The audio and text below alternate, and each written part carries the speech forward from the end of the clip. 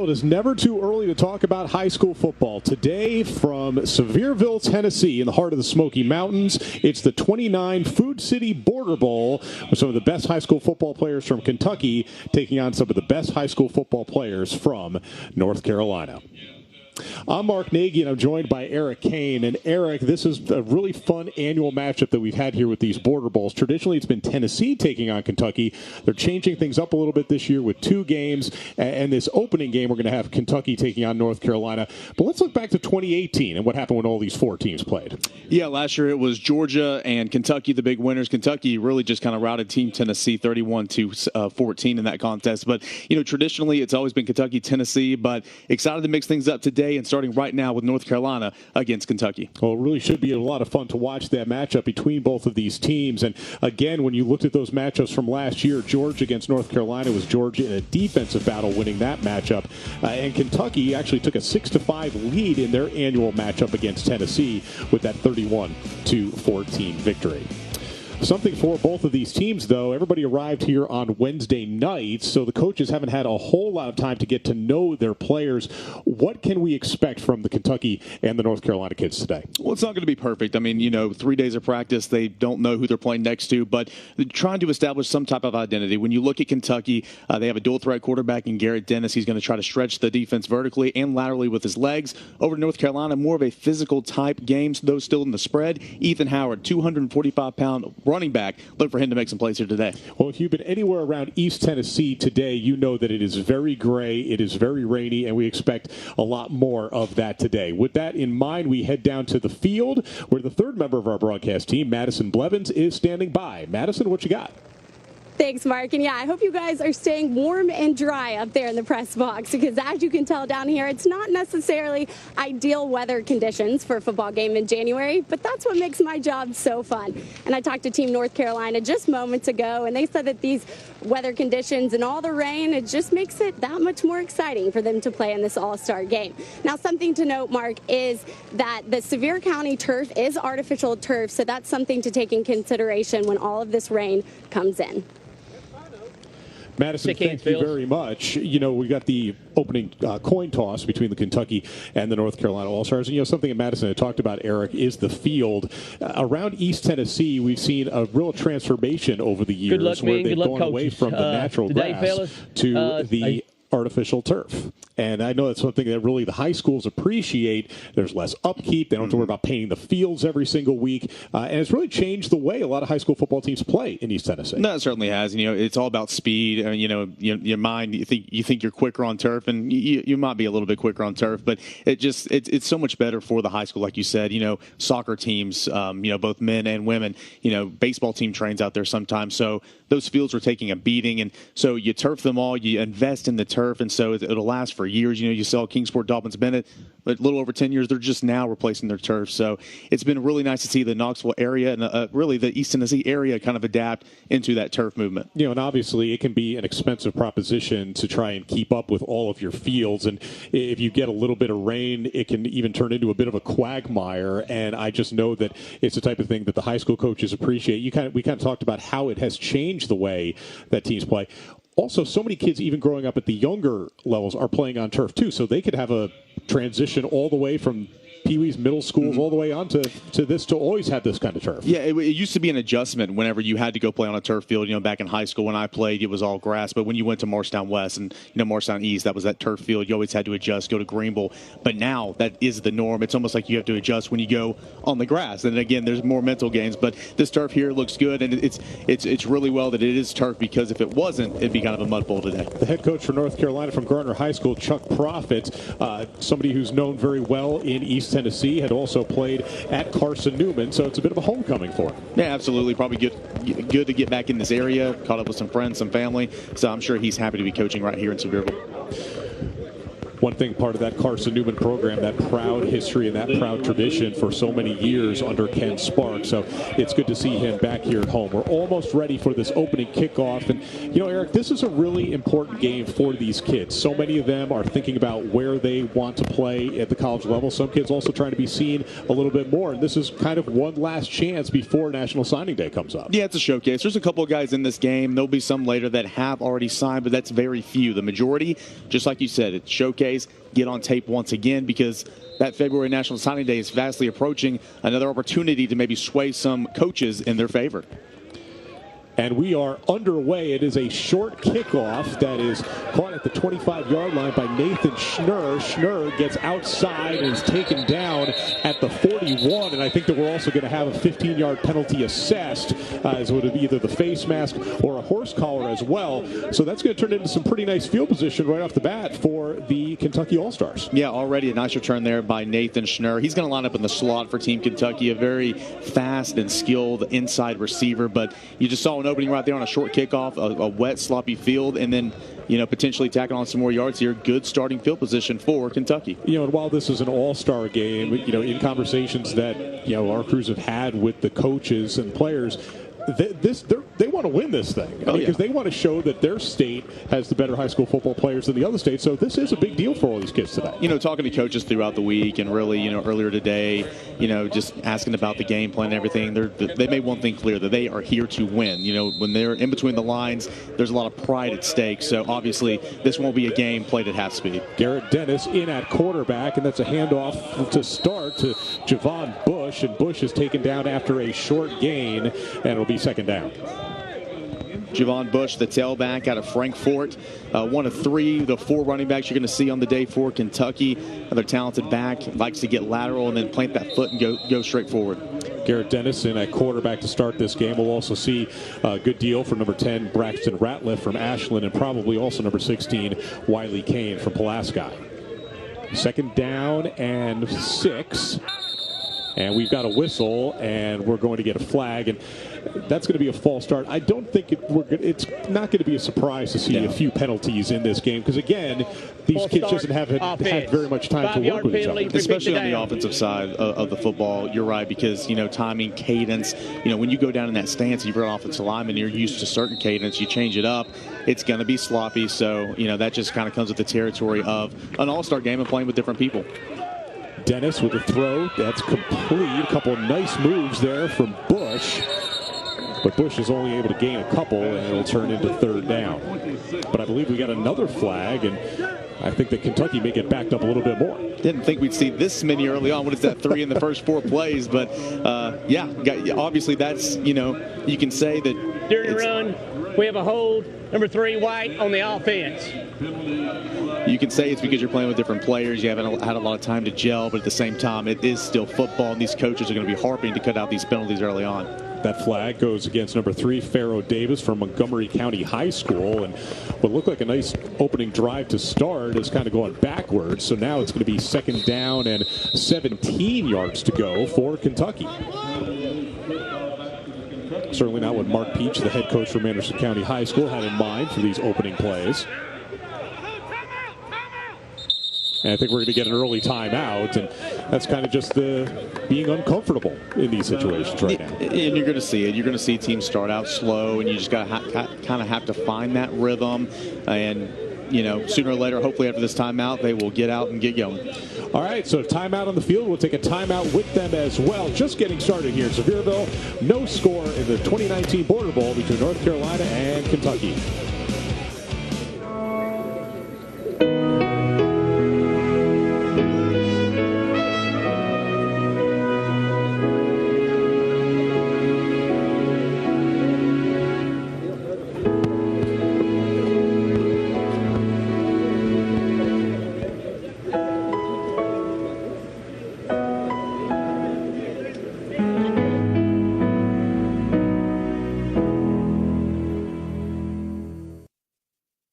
A smile, such a simple gesture, an effortless contraction of muscles, a flash of teeth. Healthy smiles have the power to spread joy, courage, and love. When you smile, it transforms you and the world around you. So if you feel the urge, go ahead and use that simple gesture to spread joy. Keep your smile healthy and strong. Choose Delta Dental, protecting more smiles than anyone. Tonight is UFC Fight Night. Cejudo! Dillashaw! Henry Cejudo versus TJ Dillashaw, live on ESPN Plus at 10 Eastern. Tonight, the UFC premieres on ESPN Plus with a true super fight. Messenger Cejudo! Champion versus champion. TJ Dillashaw! UFC bantamweight title holder TJ Dillashaw moves to flyweight to face king of the 125-pound division, Henry Cejudo. Tonight is UFC Fight Night, live on ESPN Plus at 10 Eastern. Food City, Delta Dental, and General Shale.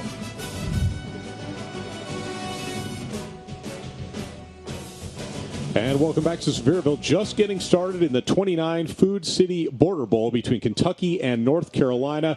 Already seen a penalty on North Carolina and a couple on Kentucky. 2nd down and 17 yards to go for Kentucky.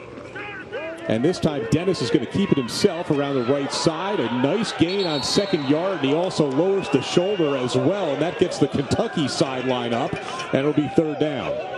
Yeah, it's the state champion, Garrett Dennis, a dual-threat runner. You're going to see a lot of play action, that time off of a jet sweep. He keeps it, goes around the right side, and he finishes that run. Nice fake, falling behind his lead blocker, and watch the shoulder go down, boom. And that is how you finish a run right there. If you're a coach, you got to be pleased with that. So 2nd and 17 turns into 3rd down and 7 for Kentucky. That handoff up the middle picks up a couple, and it'll be 4th down. And you wonder, was that one of those plays that you called knowing that you're going to probably end up going for it on 4th down? Yeah, probably. Just trying to get a couple of yards there, kind of in that gray area of where it's too long, especially in the conditions, to kick a field goal, but you don't want to waste field position with a punt into the end zone. So 4th and manageable here, and we'll see what they come out with. That was Trayvon Green from Owensboro High School with his first carry of the day. And it'll be 4th down and 4. So here's a chance for the North Carolina defense to make a stand and get the football back for their offense early.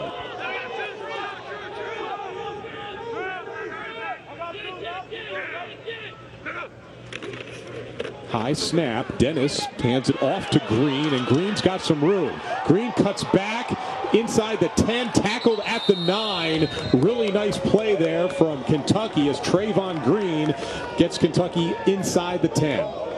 Yeah, Trayvon Green takes the handoff and what looked to be a long stretch there for quarterback Garrett Dennis, and finds a nice lane, makes some cuts, not only picks up the 1st down, but puts him inside the 10-yard line. And after a slow start, Mark, with some penalties, Kentucky is now inside the 10-yard line looking in. Looked like it was going to be a touchdown, but Damian Blanton makes the touchdown-saving tackle for North Carolina, but it's still going to be 1st down and goal for Kentucky here in the opening stages of the 1st quarter. Now, when they're inside the 10-yard line, Mark, the defense can go to an odd or a 6-man front. Normally it has to be at least 4. Carrying his defender down inside the 1, and that's going to be a touchdown for Kentucky as Noah West gets over the goal line. 6-0 Kentucky as Wiley Kane had come in at quarterback on that first play. A good run here by Noah West, and Wiley Kane, the bigger quarterback, physically, obviously, and also with the arm. He comes in there kind of in a jumbo package there, but it's Noah West that gets the call, an ETSU signee, and on the board first is Team Kentucky. Extra point attempt coming up here for Nathan Haslett from Danville. That kick is up, and that kick is good. So, boy, that's exactly what you want to see, Eric, if you're the head coach of Kentucky. Mark Peach, a nice-looking drive, even with a couple of penalties, and Peach just fighting his way in for the score. Yeah, able to overcome those penalties and really just hammer it in there. Again, they went bigger there on the 8-yard line looking in. And, anytime you come out and you score on the opening possession, that sets the tone for any football game. Yes, this is an all-star game.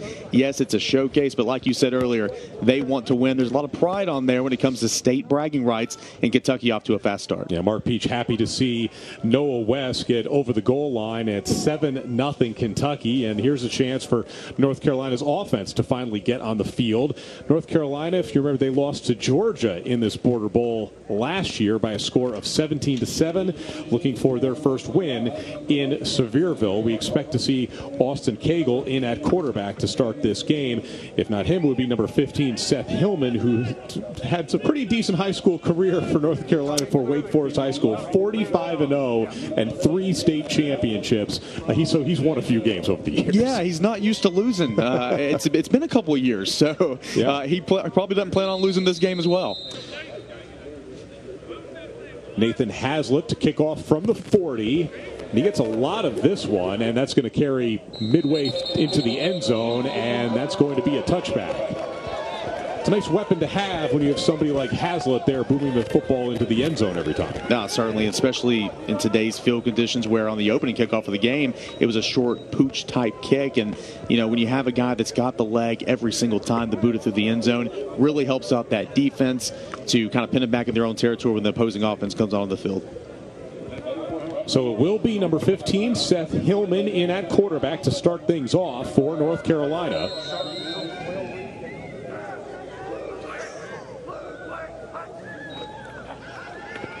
And that's a handoff that's nothing doing for Ethan Howard as he is swarmed by the Kentucky defensive line, and that's going to be a loss of a couple. Yeah, Ethan Howard getting the first handoff of the game for North Carolina, and again, talked about in pregame, 2,398 rushing yards. That's a single-season record for Bandy, the Bandy product, and of course, over 4,100 yards in his career. That's also a school record. Second down and 12. Hillman this time is throwing. He's got a deep ball downfield, and that is complete. Oh, a perfect pass from Hillman, and Kailyn Ensley comes up with it inside the 50. What a pretty play from the North Carolina offense. A really, really nice play right there. Hillman takes the snap, steps back, and puts a lot of air under this ball, but Kailyn Ensley, the Hendersonville product, able to run under it. A huge gain, flips the field, and North Carolina's rolling. And Kailyn Ensley there with a really nice catch on the sideline. First down and 10 from the Kentucky 47. Hillman drops the ball, picks it up, and smartly just falls on it at his own 40-yard line. It's a big-time loss for North Carolina. Smart play by Hillman, though, to just fall on the fumble. Let's head down to the field where Madison Blevins is standing by. Madison, what you got? Noah, for Team Kentucky, with you behind center, you moved the ball down the field early in the opening drive, resulted in a touchdown where you ran it into the end zone. What clicked for this offense early? We knew we had to come out and start fast. That's what we practiced all week, come out, execute, and get in the end zone fast, and that's exactly what we did. We focused to push the ball on the run, and then we actually didn't have to throw it, so that's what we were looking to do.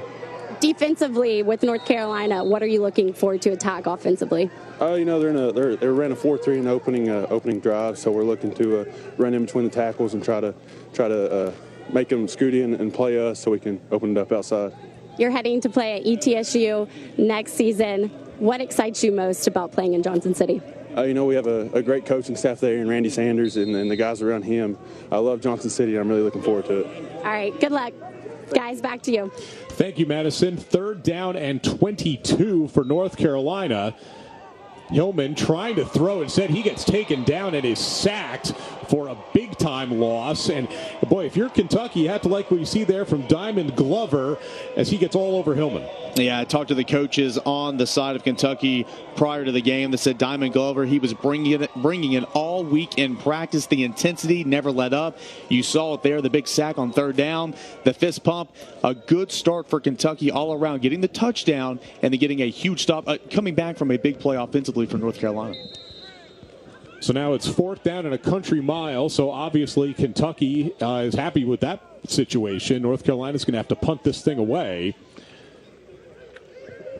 And barely getting it off is Benjamin Joseph. Short punt taken at the 43 and brought inside the 50. So with 5 minutes and change left in the first quarter, Kentucky 7, North Carolina nothing. You're watching ESPN 3. These are the hands that planted the seed and pulled the weeds and fixed the engine and harvested the crop and loaded the truck. But of all these hands do, nothing is more important than being a good neighbor. From the farm to Food City, local produce is all in a day's work.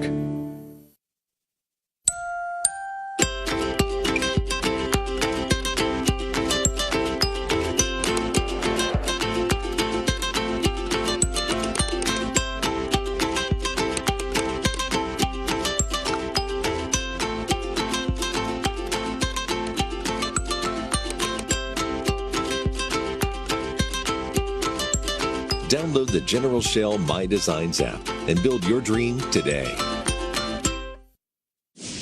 Tonight, Cejudo. it's champion versus champion.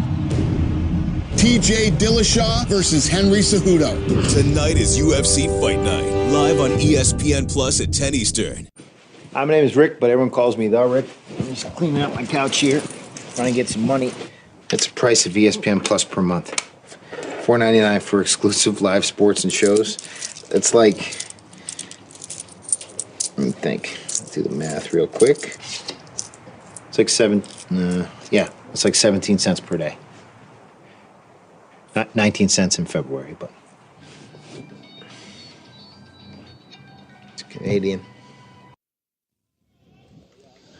And welcome back to Sevierville. Kentucky on top of North Carolina 7-0, just past the halfway point of the first quarter. Mark Nagy, Eric Kane, Madison Blevins here with you on a rainy afternoon in Sevierville, Tennessee. That's a handoff that goes up the middle and then bounced out to the right side, and it's going to be a short gain for Kentucky. But Eric, for the second straight drive, Kentucky starts with some pretty good field position. Yeah, absolutely. They started the game off with a good kickoff return. They brought it out to the 40-plus, and now a short punt from North Carolina puts them right about in midfield there after that run. So Kentucky already ahead, looking to add on. I believe we have a number change, and that should be Vaughn Williams is number 86 now for Kentucky. Williams gets it again, bounces around the right side. He's got a first down and more, and is taken out of bounds at the 32-yard line, and we get another flag as maybe that was a bit of a late hit out of bounds. So the referee's not shy about throwing the laundry so far. Certainly not. There's been laundry on both sides of the football and for both teams, but guys are amped up. They're ready to go. They haven't played football since mid-December for some of these guys. Some of these teams got a dead ball, didn't make personal playoffs. foul against the defense, number 4, late hit. 15 yards from the spot, first down. So that's a foul on number 4, Aaron Johnson from Bandy High School. And they'll move the ball even further down the field, 15 more yards. So for the second straight possession, Kentucky is inside the red zone. It'll be first down and 10 from the 17. Nathan Schnurr sets up to the right as they've got trip receivers to the right of Dennis. Dennis hands off again to Williams. Williams inside the 10, inside the 5. Touchdown, Kentucky. Thus far, it is all Kentucky. They take a 13-0 lead.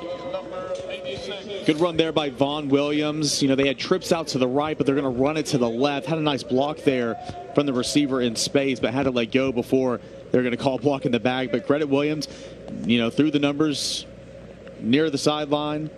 And he finds the end zone once again. Look at that speed right there, hitting the sideline, planning, and then getting in the end zone. And it has been all Kentucky early on. Haslett in for the extra point again. That kick is up. And that kick is good. So, Eric, these games are always interesting to see exactly who can get off to a decent start right away. And if you're a Kentucky fan, you have to like what you've seen from your team. 2 drives, 2 short fields, 2 touchdowns. And if you're North Carolina, now they've got a little bit of work to do. What is Chuck Prophet probably trying to tell his team right now? Certainly not the start that they had hoped for. Yeah, just calm down. I mean, it's early, 5:20 left in the first quarter. There's a whole football game ahead of you. Just because you're down 14-0 here early on, nothing to fret about. A lot of guys are going to play. for both sides, and just get your emotions in check. Like I said, it's been a long time since these guys have played football, so it takes them a little while to get back into it. Let's head down to field level where Madison Blevins is standing by. Madison? Sir, multiple penalty flags have been thrown, which is the game underway. What is this referee staff looking for? Anything that can be cause a harm to an individual, a player out here, and also we're here to let them showcase their talents, but we have rules to follow, and we're just trying to follow the rules. And we've had a face mask, but both teams are very enthusiastic, so I think that hopefully it'll settle down here in a few minutes when they dictate the game, and we don't have to dictate the game. Okay, thank you. Guys, back to you. Thank you, Madison. Appreciate that report. 5:23 remaining in the first quarter. Kentucky on top 14-0. And, the referees certainly don't want to be the center of attention in any game, much less an all-star game, but they've also got a very important, very vital job to do, certainly. Yeah, false starts, they're obvious. Late hits are usually obvious. Face masks are obvious, so they're not trying to get it, like the Miss Referee just said, not trying to get out there and be the center of attention, but they need to protect their players, as referees do each and every football game. Just so far, it's just been those type of penalties to where it's like, well, you can't really not call that, Kicking off over Kentucky is number 8, Nathan Haslett kicking off. And once again, this looks like it's going to be another touchback, and it is, as it carries all the way out of the end zone on a couple of hops. So North Carolina, not with great field position, as they'll kick things off starting at their own 20-yard line. And Seth Hillman had a couple of really nice throws there on that first possession. Unfortunately, he didn't have a whole lot of time to throw as that drive continued. And so now, number 12, Austin Kegel from Clayton High School. He enters the game for the first time. Among his offers, he's got one from Western Carolina for next year. Yeah, 20 touchdowns on the season. Had nearly 2,000 yards through the air. A good athlete as he sets up with trips to the right. Kegel throwing to his left, and that ended up being behind his receiver, Ensley, and it'll be second down. And that's one of the things that you're going to see in a game like this. Not everybody on the same page, and which is completely understandable. Again, these kids have only played together for a few days and only a few practices, so it isn't like they're going to be as comfortable with each other as they are with the kids that they play with all year round. Yeah, certainly. Any type of high school showcase, type of postseason all-star game, it's extremely sloppy, whether it be the All-American Bowl or right here at the Border Bowl. Another long pass there. Kegel throws this one deep into double coverage, and it's brought in. A terrific catch that time by Ensley. The second straight time we've seen him come up with a great catch. He was double teamed. There's a flag down. It's going to be defensive pass interference, and Ensley makes it happen. You can see right here he's getting held right there for sure around the waist. He's double covered, and they're making a point right there. This is North Carolina. They're going to attack Ensley down the seams, down the sideline, wherever he's positioned, and he is their deep threat. So far, it's worked out. Pass interference against the defense. The penalty is declined. First down. Mark Ensley, good size, 6'4", can really go up and get it. He had 18 touchdowns on the season. So first down and 10 now from the Kentucky 45. Kegel throwing again, trying to set up the screen, and maybe it's one of those situations where it's a good thing that the catch was not made by Slade McDaggart. And now we've got shoving. So anybody who thinks this is just an exhibition probably should think differently. These kids are really into the game.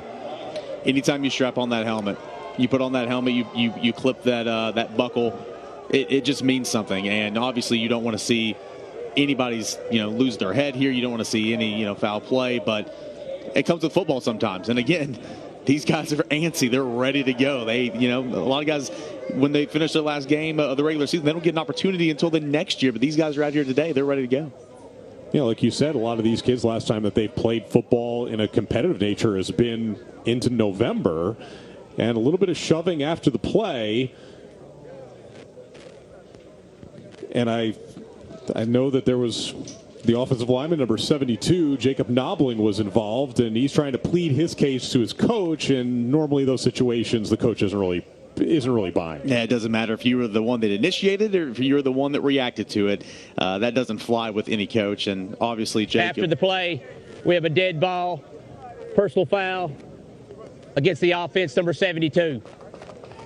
Obviously, Jacob Knobling is getting a stern talking to, saying one more of those, and you might not see the field again here in this showcase.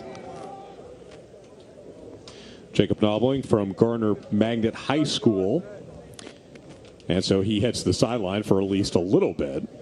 But, one thing, North Carolina, you can see their numbers aren't that great. It isn't like you have, full rosters of 60, 70 players in games like this. These are short rosters. You see a lot of kids that normally don't play both ways end up playing on both sides of the field. Yeah, a lot of guys are in spring sports, basketball, track, indoor track season's already started up, and some of these guys have already signed. A lot of times that if they've already signed, they're not allowed to play in this game per their future coach. So numbers are a little thin over there, but it's high school football. Most of them play both ways anyway. That was a dead ball foul, so 2nd and 10 turns into 2nd and 25.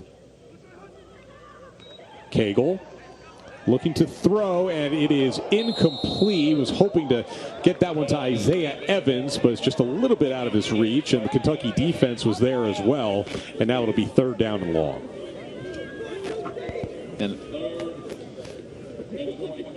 let's head down to the field level where Madison Blevins is standing by. Madison? Thanks, guys. Nathan, you've had 2 impressive kicks already with 2 touchbacks. What's connecting with you behind the snap? I believe it's just a good snap, and the special teams is good all around, so that's what enables me to put it through upright so perfectly and almost hit the camera. Last high school game for you. Where are you heading next? I have a few offers, but most likely either Morehead State or Kentucky. All right, best of luck. Thank you. Mark, back to you. Madison, thank you. Appreciate that. 3rd down and 25. Kegel looking to throw again, and this one is incomplete. Kind of put that one up into the wind current, trying to get it to Nasir Artis, but there was good coverage on defense from Kentucky, from Dejon Irvin, and North Carolina will be forced to punt. Mark, I love how Nathan Hazlitt went over there and said, yeah, I almost hit the camera. I just kind of slid that in there. A guy with great confidence, as you see the overthrown pass right there, but certainly a lot of confidence to be had. He's had a couple of really nice kickoffs so far in this game. So 4th down and 25. Benjamin Joseph back to punt for North Carolina. Nathan Schnur and Michael Lowe back to receive for Kentucky. That is a high punt, a returnable punt. Lowe takes it and then hands it off to Schnur down the sideline. Schnur cuts back and will be taken down at the 46-yard line. So a little bit of trickeration there from the special teams for Kentucky. And yet again, Kentucky with some really good field position to start this drive.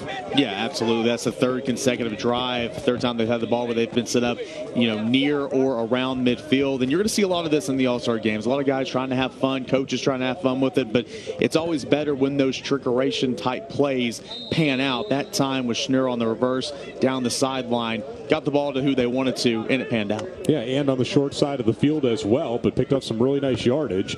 So it's going to be 1st down and 10 from the 46-yard line. Brandon Ratliff is in the game for the first time at quarterback. Braxton Ratliff, rather. The Ashland High School product with a good gain on 1st down as he picks up 7. Yeah, straight quarterback draw designed. Takes a snap, takes 1 step back, plants. You see an opening right there from A-gap to A-gap. Spins around, gets some nice yards there. Welcome to the game, Ratliff, and he picks up 7. Brian Cooley in there on the tackle for North Carolina. And it'll be 2nd down and 3. And, we expect to see some Kane, some Ratliff, some Dennis, that Kentucky offense with 3 good options at quarterback, and I think we'll see a good chunk of them today. Yeah, they're all going to get about around the same number of snaps. And Wiley, Kane, the bigger guy, was in on the touchdown run where he handed it off. This time Ratliff keeps it himself, and he's brought down inside the 35, and yet another flag comes out, as I think that he was taken down just a yard or so off of the sideline. But let's wait and see on the call. Actually, they may not get a flag for that. I think it's going to be a hold instead. Yeah, the flag came from a little bit of ways and almost behind the play. So I thought it was interesting that the official back there would call have a hold, Kentucky.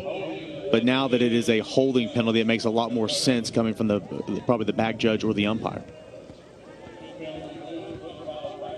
Run over to the left, off the play action, and then can kind of see it right there. You can't turn around there and grab the back of the jersey. That's an easy call for any official to make.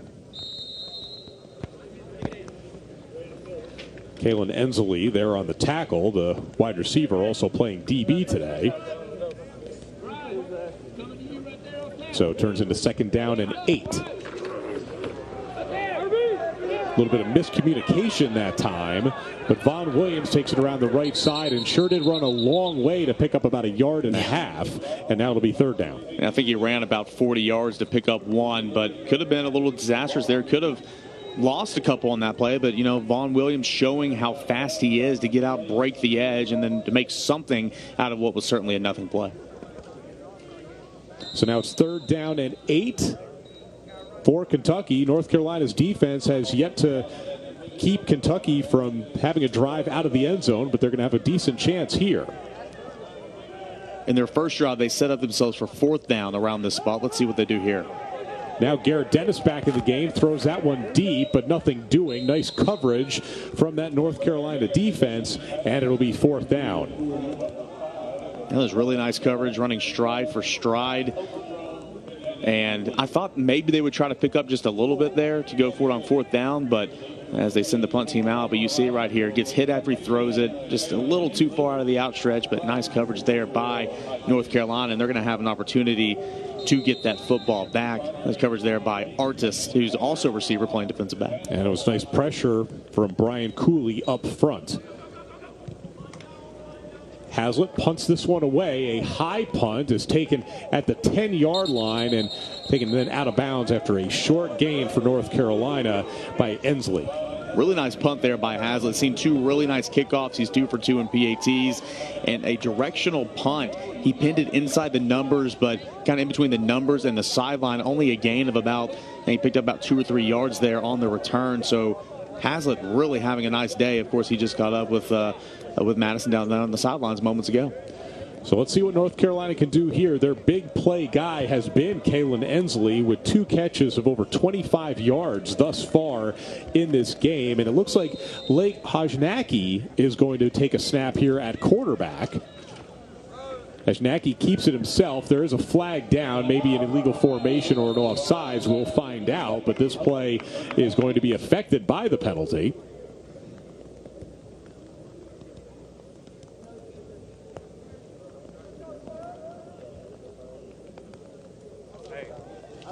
And wait on the call.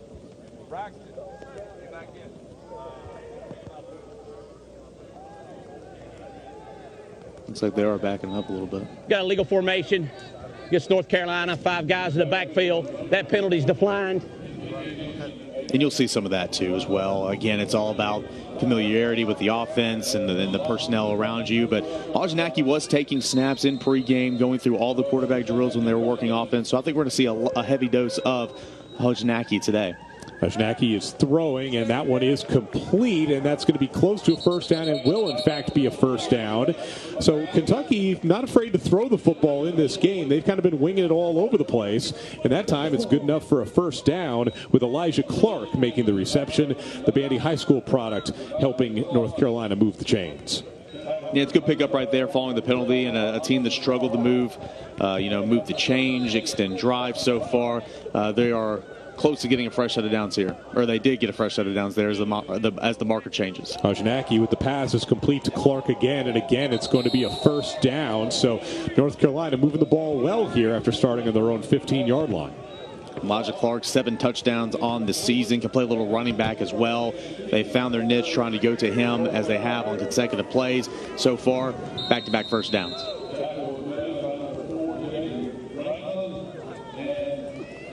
Hajnaki throwing again, and that one was it intercepted? No. Really nice effort, though, from Kentucky's number 4, Jalen Ranklin. He had it before he hit the ground, and then the ground helped it popped up. Yeah, Ranklin, a really nice athletic play. You see him full extent, lay out right there. Once he hits the ground, just can't squeeze it. It pops out, and he's kicking himself that he didn't hang on to that one, but showing you athleticism there by a state champion. Second down and 10.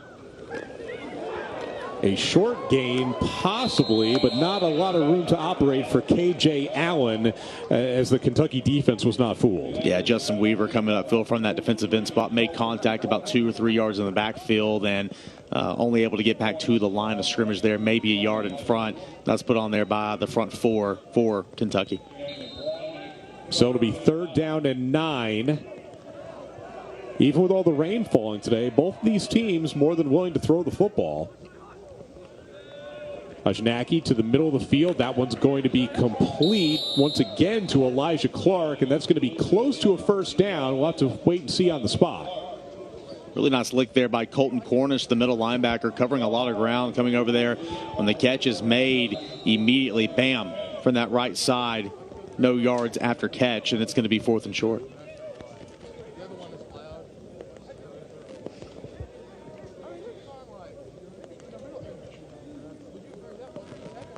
I think the referees are going to be calling for a measurement here. It looks really close. So they'll bring out the chains, and I think certainly if you're North Carolina, you'd be going for it here if you don't convert. Oh, you're absolutely going for it. Go up there, go under center, take the snap, quarterback go forward, pick up that first down. You're down 14-0 right here, and it's an all-star game. Want to have some fun with it, but this might be a first down. It's going to be extremely close. And it looks short by just a few inches, so it'll be 4th down and short for North Carolina as the Kentucky defense tries once again to make a stand. But decision time here for Chuck Profit. He will be going for it.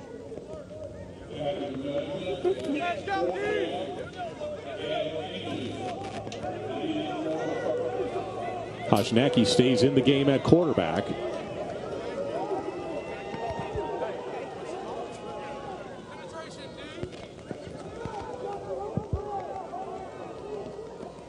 He'll watch out for a hard count here. The cadence, maybe try to draw him off sides. They take the snap, and there's a push, and I don't know if he got that. I don't think he did. No, they're going to mark him short, and that Kentucky defense, that defensive line was not fooled, and North Carolina is going to turn the ball over on downs. And you can see what the game means to Kentucky. Guys like Jalen Benson and J.J. Weaver having a real good time as that defense once again makes a stand. Yeah, and you saw Diamond Glover just dancing off the field right there, but coming up out of shotgun, trying to get in there, just no push on the offensive side. It's that front seven that stepped up for Kentucky, and anywhere you try to spin it, there was no room, and Glover just gloved him up right there, and the turnover on downs. It's one of the things that you see so many offenses where they take snaps. They're not under center very much. So when they're in situations like that, they're not as comfortable because they hardly do it very often. Well, that too, and it's not like you're going on there and getting set. You're going up under there, and it's all about underneath, take the snap, and then step forward too. So not very comfortable, especially when you haven't worked with a center for that long. So first down and 10 for Kentucky. Braxton Ratliff was looking to throw that one deep. Instead, he throws it nearer to the sideline, and that's going to be a gain of about 5 yards to Trayvon Green. They were hoping to throw that one deep down the field, but the North Carolina defense was in good position. Yeah, run some play action underneath right there, trying to set up something a little different than what had happened. Good job by the defense from North Carolina to run and corral a very shifty back that's already shown what he can do in this game in Trayvon Green. Second down and 6. Here in the closing stages of this first quarter.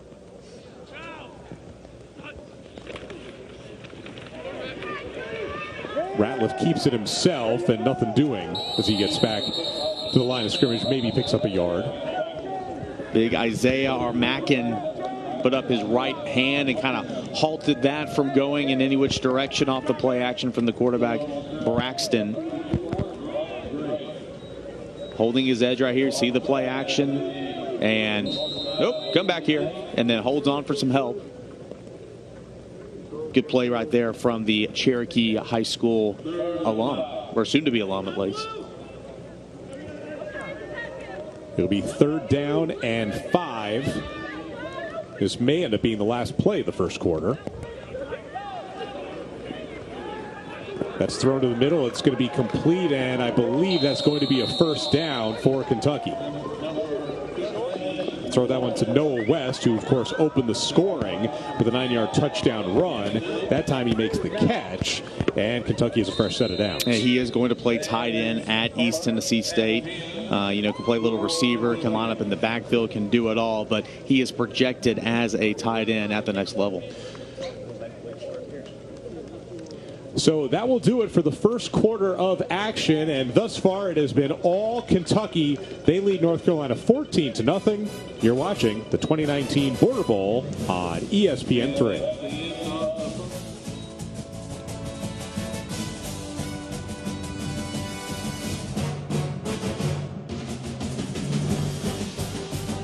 A smile, such a simple gesture.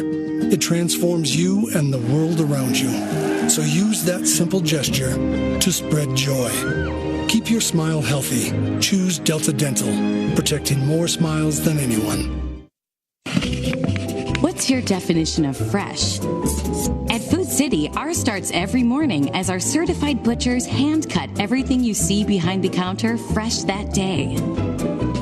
Fresh also means our beef is ground in the store several times a day, time-stamped with the hour it was ground. That's a fresh guarantee. The fact is, it just doesn't get any fresher than this. That's why we say, start fresh with Food City.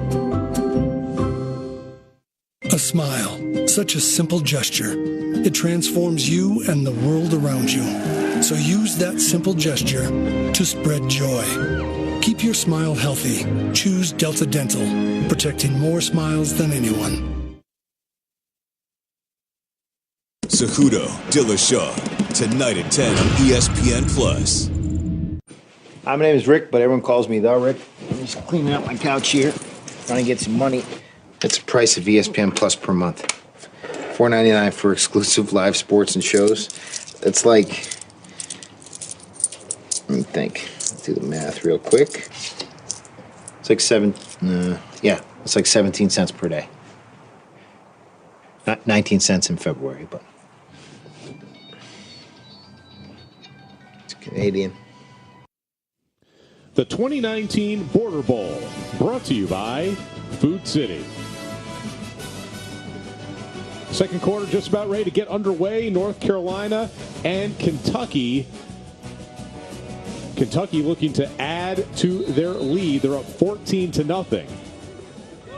Teams switch ends, obviously, going into this quarter, and a little bit of a trick play as there's a reverse to Ellis Dunn. Dunn follows his blockers, cuts back again inside the 30 and down inside the 25. That is one heck of a run from Ellis Dunn. Yeah, he ran a long way. Really nice, drawn up, developed play there for the Hopkinsville football player. He comes around, gets the reverse, makes one man miss, following a blocker, shifting back inside, spinning off a tackle, shifting again, gains about 7 more yards, and he's finally brought down after a long play there by Hochnacki, who's came in here to play safety, but is also playing quarterback for Team North Carolina. First down and 10 now from the 24 for Kentucky. Braxton Ratliff still in at quarterback. Ratliff looks like a bit of a broken play, and actually Ratliff is lucky just to hold on to that one as Brian Cooley was all over that play, and that'll be a sack. And again, you're going to see that. You're going to see some busted plays, new system, 3 days of work, and right there he turns and no one's there. And he thought about maybe pitching that ball. Just got to bring it back in and take your sack right there because you're right, Mark. He about turned that football over. No worse feeling for a quarterback when you're trying to pitch the ball and the person you're expecting to be there is not there. Position. You're coming from Carson Newman in the veer option offense. I have seen that a time or two. Second down and 18 now for Kentucky. Ratliff has Vaughn Williams to his right. And the ball is out again. And once again, Ratliff has to find a way to corral it. And it'll be third down. And also not a surprise, we have such wet conditions out there. I'm actually surprised we haven't seen more of that today. Yeah, I kept on thinking it would happen at some point in that first quarter. And it finally does right here in the second. But again, ball does not need to be hitting the ground. It almost did the last play. That time it did. But luckily for Kentucky's offense, they're able to jump back on it as it looks like Ratliff has at the sideline. Third down and 22. Ratliff had gone over to Mark Peach to get the play call. That's another thing you see in a game like this. The quarterbacks continually go back and forth to get those calls. And it's going to be third down and long here for Kentucky, as that range just continues to fall here in Sevierville. Ratliff has time. Rolls out to his left. The flag is down on this play. Nice pass downfield. It's complete. That would have been a big gain but that flag is out. It looks like it's possibly a position of holding. Peyton Gibbons may have gotten the flag. Yeah, it was obvious. We could see it from up here as that play was developing. Gibbons at, I believe it was right guard. We'll get clarification on that. Just took his man down, and you just can't tackle a guy. He knows that, and this one's going to come back. During the play, we have holding, Kentucky, number 70. Repeat the down. You know, the offensive lineman, it seems like the only time you ever talk about him is when something seems to go bad. And that time he got the 15 yards. Yeah, and he's playing left guard there. And you're right. I mean, you know, the only time they get their name called is when something bad happens. And for a hold or, you know, I love how they I've always loved how they call that a holding when it's clearly just like a takedown. But nonetheless, you can't do it either way. And now it was third and an eternity a moment ago. It's third and about a mile now. Ratliff looking to throw, trying to set up the screen, and that's got some potential here. Inside the 20, inside the 10, stepping out of bounds at the 10-yard line. Pharaoh Davis makes the catch, and North Carolina defense kind of caught flat-footed on that play. Yeah, there's no excuse in that right there. It was third and almost 40 yards. Pharaoh Davis, the deep threat, as they talk, takes the screen right there. Good vision, knows when to cut, when to fall. With blockers right there, getting some guys downfield, hits that sideline, knows where the marker is, picks up the first down, and now it's 1st and goal. Kailyn Ensley had knocked him out of bounds. 1st down and goal coming up from the 9. Wiley Kane back in at quarterback. Kane, the bigger option, has a strong arm, looked really good in pregame warmups. Hands off to West. West moves to the 5-yard line. Noah West looking for his 2nd score of the day.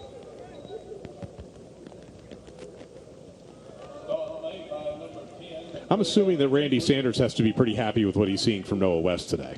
Well, absolutely. A guy that you can show line up in different spots, can do a number of different things on the offensive side of the football. Those tight end, H-back type deals, you can do a lot with them in a pro-style offense. Really excited to see him in Johnson City.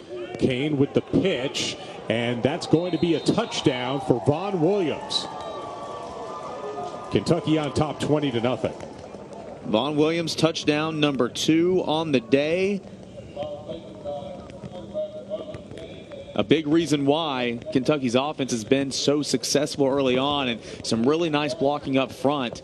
But Williams, Kentucky off to the races here early on. So we're not even midway through this 2nd quarter. Haslett in for the extra point.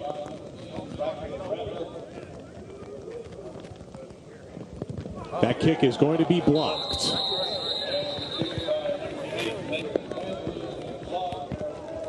Kentucky's on top 20-0. I know that sideline's got to be pretty pumped up with what they've seen thus far. Let's head down to the Kentucky sideline where Madison Blevins is standing by. Madison.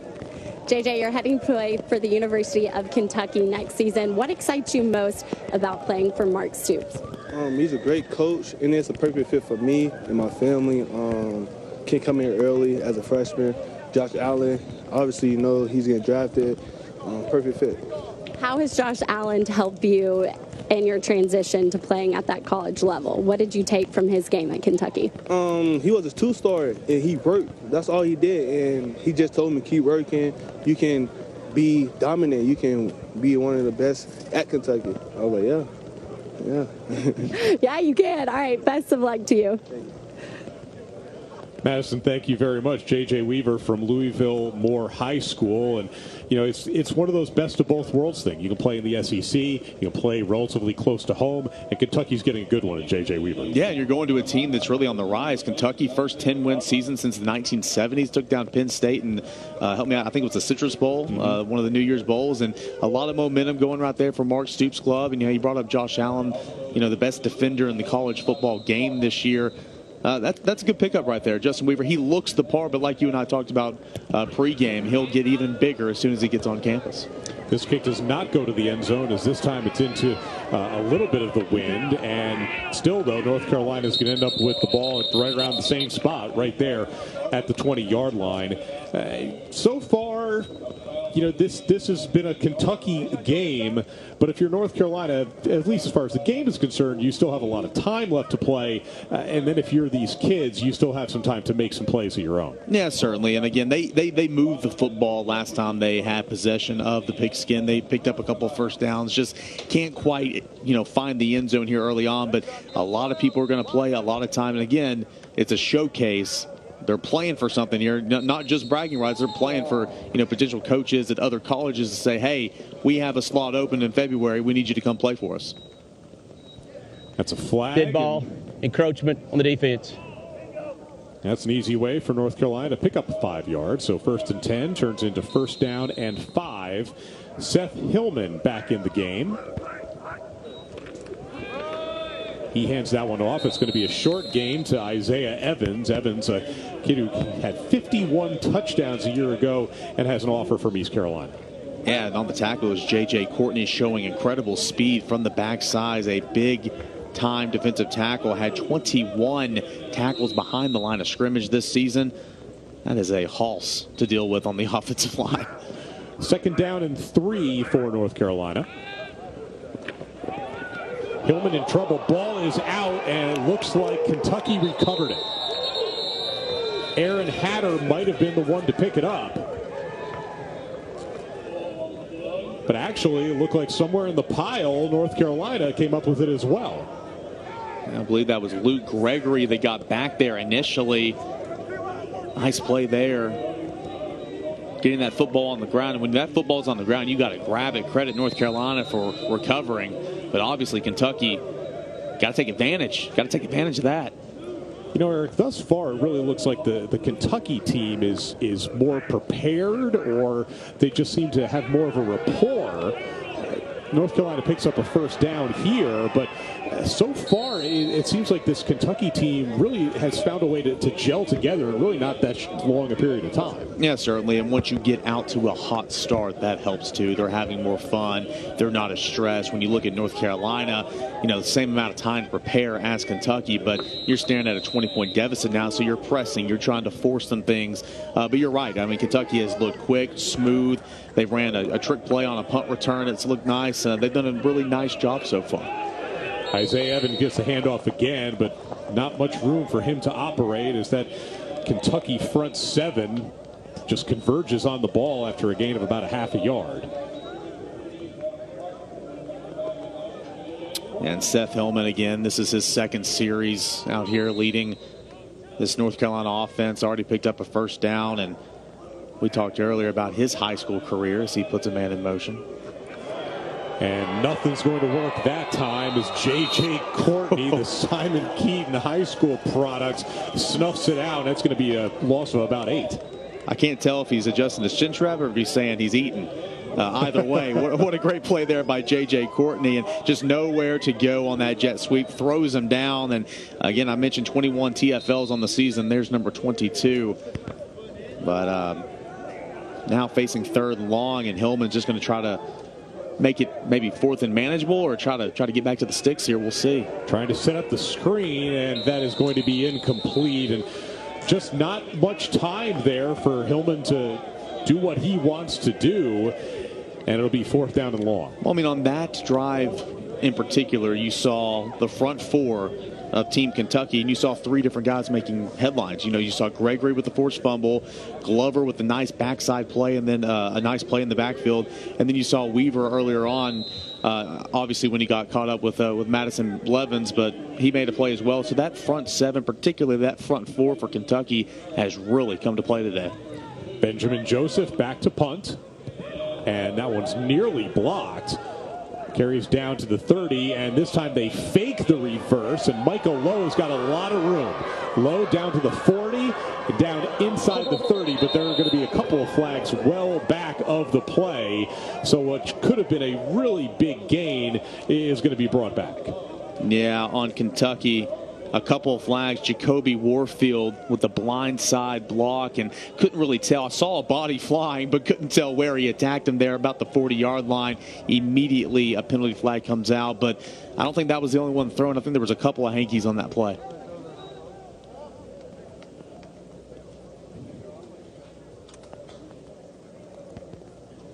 during your return.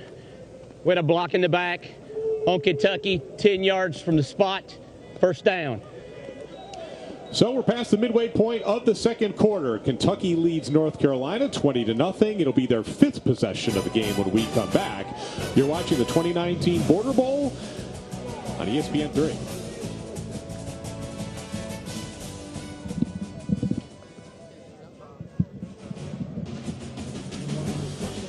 Yeah. Let's see, I've got... These are the hands that planted the seed and pulled the weeds and fixed the engine and harvested the crop and loaded the truck. But of all these hands do, nothing is more important than being a good neighbor. From the farm to Food City, local produce is all in a day's work.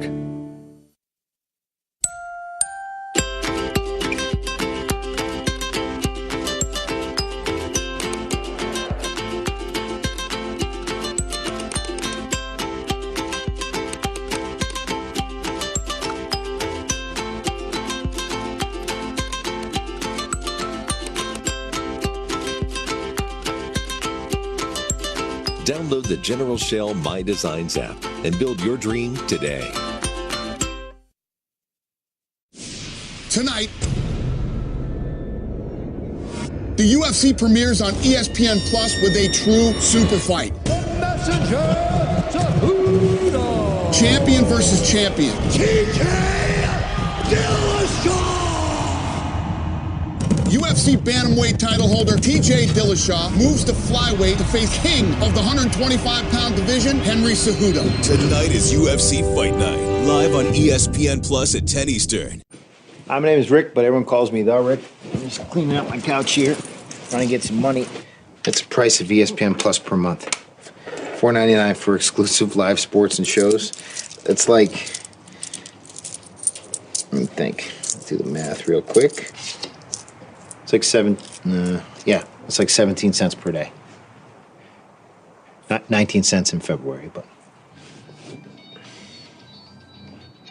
it's Canadian.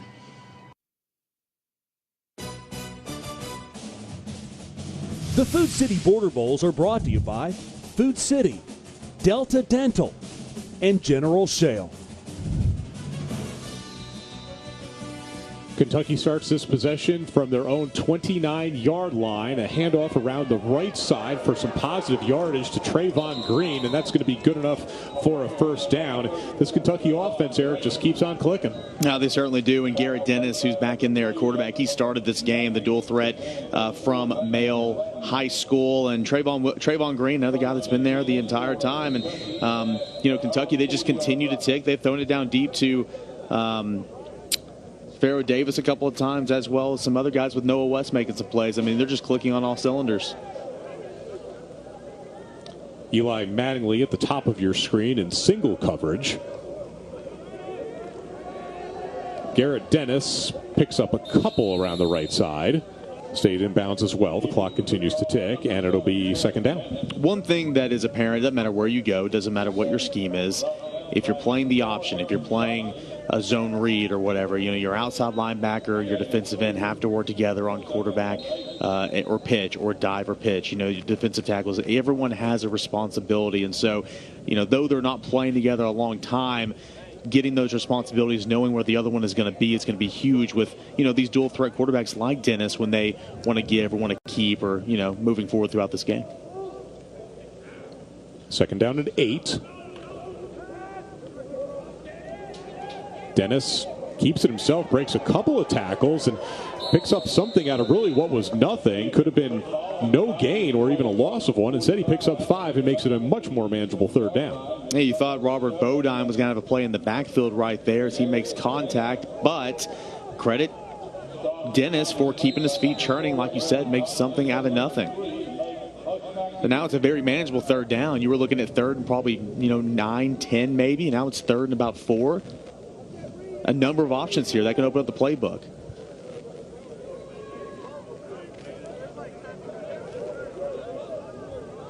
think I see Noah West in here on the field right now. He would be a prime option in this circumstance. On the hard count, they tried to draw them offside, and they'll take a timeout, and this time they're going to talk about it a little bit more. But we'll take a timeout with them as well. 4:06 remaining in the first half. Kentucky's leading North Carolina by a score of 20-0. It's the 2019 Food City Border Bowl in Sevierville. You're watching ESPN 3.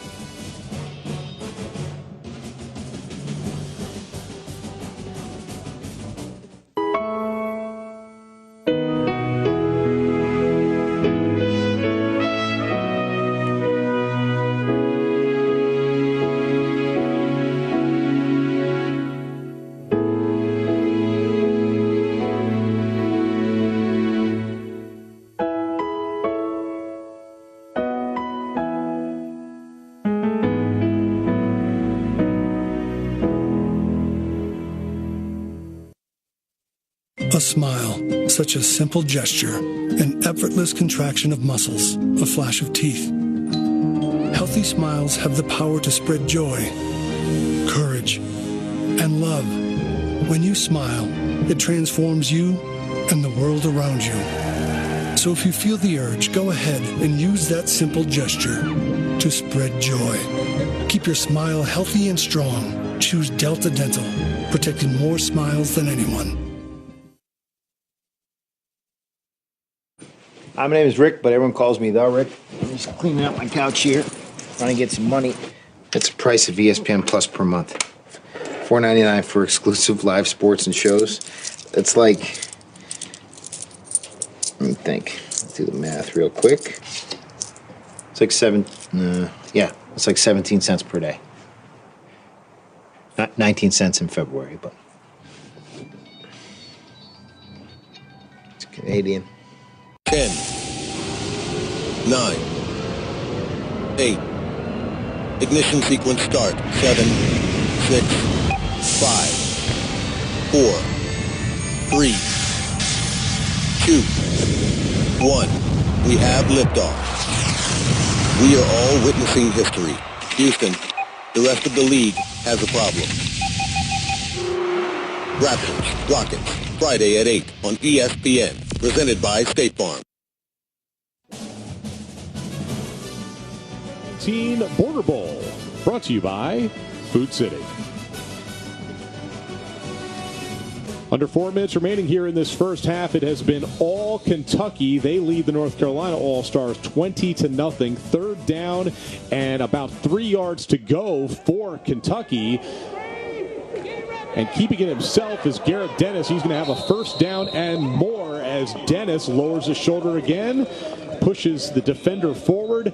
First down and 10 coming up at the North Carolina 45. A really nice play design right there on 3rd and 5. You had motion underneath, play action around as well, and it gets linebackers running, opening things up in the center of that defense, and then the dual threat Dennis just takes it and runs forward for the first down. Really nice play design right there for Team Kentucky.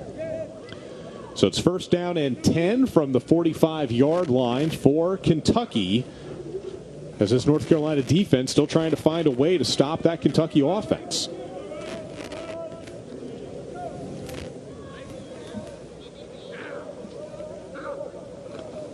Schnurr takes the handoff around the left side. Schnurr is able to pick up 11 yards. A nice game for Schnurr. It's another first down for Kentucky. Let's head down to the North Carolina sideline now, where our own Madison Blevins is standing by. Madison?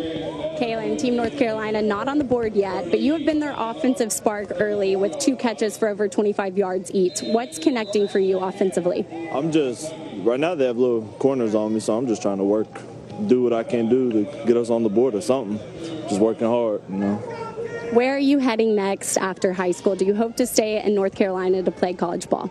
Right now I have a preferred walk-on from UNC. A&T is recruiting me pretty heavy. I have an offer from the University of Concord, and the Citadel is recruiting me pretty heavy, so I'm just exploring. How has playing in this all-star game helped you?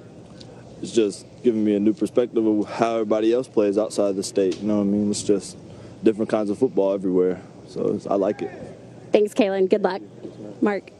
Thank you, Madison. Appreciate that. Kailyn Ensley, the Henderson High School product. Eric, he talked about the height thing. You know, he's 6'4", and normally when you've got that kind of height, you're going up against smaller DBs, and he's taken advantage of that so far today. No, he certainly has. He's gone up and gotten the football and a couple of deep throws. They've gone his way down the sideline. Really goes and attacks that ball at its highest point, and done a really nice job. And you know, Madison asking about his college career and what that's looking like. A preferred walk-on opportunity at North Carolina, which would be a dream come true for guys growing up in the state of North Carolina, the Citadel, Concord. So he has a number of options, having fun here. And, of course, if they didn't want him before, they're going to definitely want him even more now after his performance out here today. And that's really one of the nice things about games like this one is it gives these kids one more chance really to be seen. And National Signing Day really isn't very far away.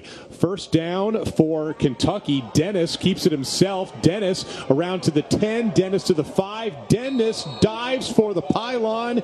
Touchdown, Kentucky. Oh, what a run from Garrett Dennis, and it is all Kentucky thus far. A fantastic run by the dual threat quarterback. I keep saying dual threat, but I think he is a run first option type of quarterback. And you've seen you've seen some nice runs all day today. This time from a long way away, you see his vision, play action, going up the field. Now he knows when to cut and to work back across the field. Dip and rip, go to the butt side, down the sideline. He does it again right there. And once again, Kentucky just pouring it on here in the first half. Hazlett's extra point is up, and it is good.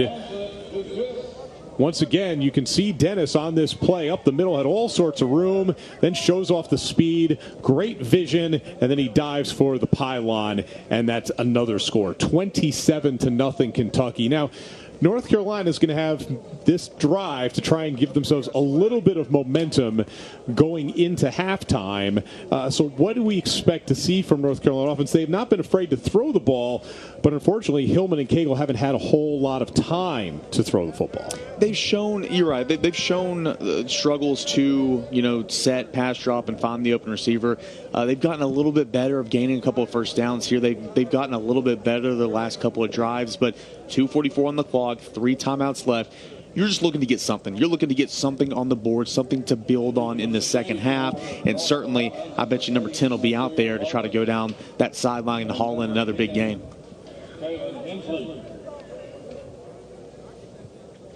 Macy Austin Kegel back in at quarterback as Hillman and Kegel have continued to alternate on per drive. And Hazlett is back to kick this one off once again.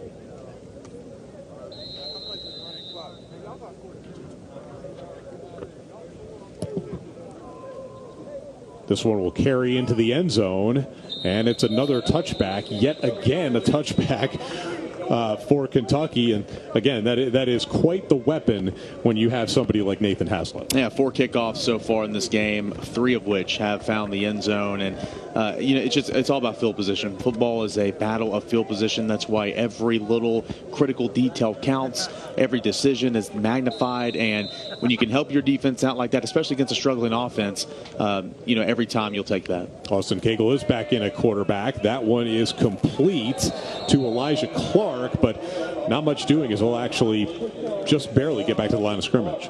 Yeah, really nice play. You're seeing the linebackers run a lot right now for Team Kentucky. That time it was Antonio Abram, who, from Christian County, had a really nice week of practice, spoke with a number of the coaches on staff, saying that he was flying around leading that unit all week long.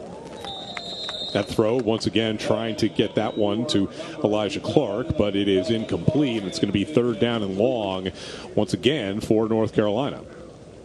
Well, they might come out maybe, try to run the ball a little bit, had timeouts, just try to get a little bit of an identity started, but 2 plays and haven't gained a yard. It's 3rd and 10. The ineffectiveness in the running game, we've also got to give credit to certainly that Kentucky defensive line. Luke Gregory, Diamond Glover, J.J. Weaver, Aaron Hatter. They've been in that North Carolina backfield early and often. And that time the pass is incomplete. Once again, they were hoping to get that one to Elijah Clark. But that's a big hit that pops it loose by Colton Cornish. Colton Cornish again. He's had a number of big hits today. And, as a linebacker, when you're going out to that number 3 receiver and he goes up into the air, makes that catch, and you get a chance just to come in there and meet him, That's a great feeling as a defender. That's a great feeling as a linebacker right now. And Cornish has done that twice today. Not really nice play there by the middle linebacker. Opposite of that, though, of course, not a great feeling. Not a great feeling, no. If you're the wide receiver, if you're Elijah Clark, unfortunately. North Carolina, unfortunately, is going to have to punt this one back yet again. Micah Lowe and Nathan Schnurr back to receive. And Kentucky has been close a number of times today. Now backed up, I think they're going to send them all. That's a short punt. Taken by Lowe. Lowe goes to the left side. Lowe breaks one tackle. Lowe inside the 20, and Lowe inside the 15-yard line. Spotted out of bounds at the 11. Thought there might be a block in the back around the 30-yard line on that punt return, but no flag. Really nice vision there by Lowe. And once again now, you know, that drive started at 2:44. It's 2:13 now. And after this good punt return, Kentucky set up again. And it looks like they did get away with what should have been a block in the back. But, hey, when things are going right, just let them keep on rolling. That's what Kentucky's thinking right now. Up at 27-0, looking in now at the 11-yard line. Just over 2 minutes remaining, starting from the 11. Wiley Kane throws to the middle of the end zone, and it's tipped away at the last moment by North Carolina's number 8, Nason Artis. Otherwise, that probably would have been a touchdown for Kentucky. Yeah, really nice play there by Artis. Good touch on that ball from Kane, and just got his hand up there at the last second. Nice play there. Nearly able to connect with Pharaoh Davis for the score. Instead, second down and 10, 2:08 remaining here in this first half.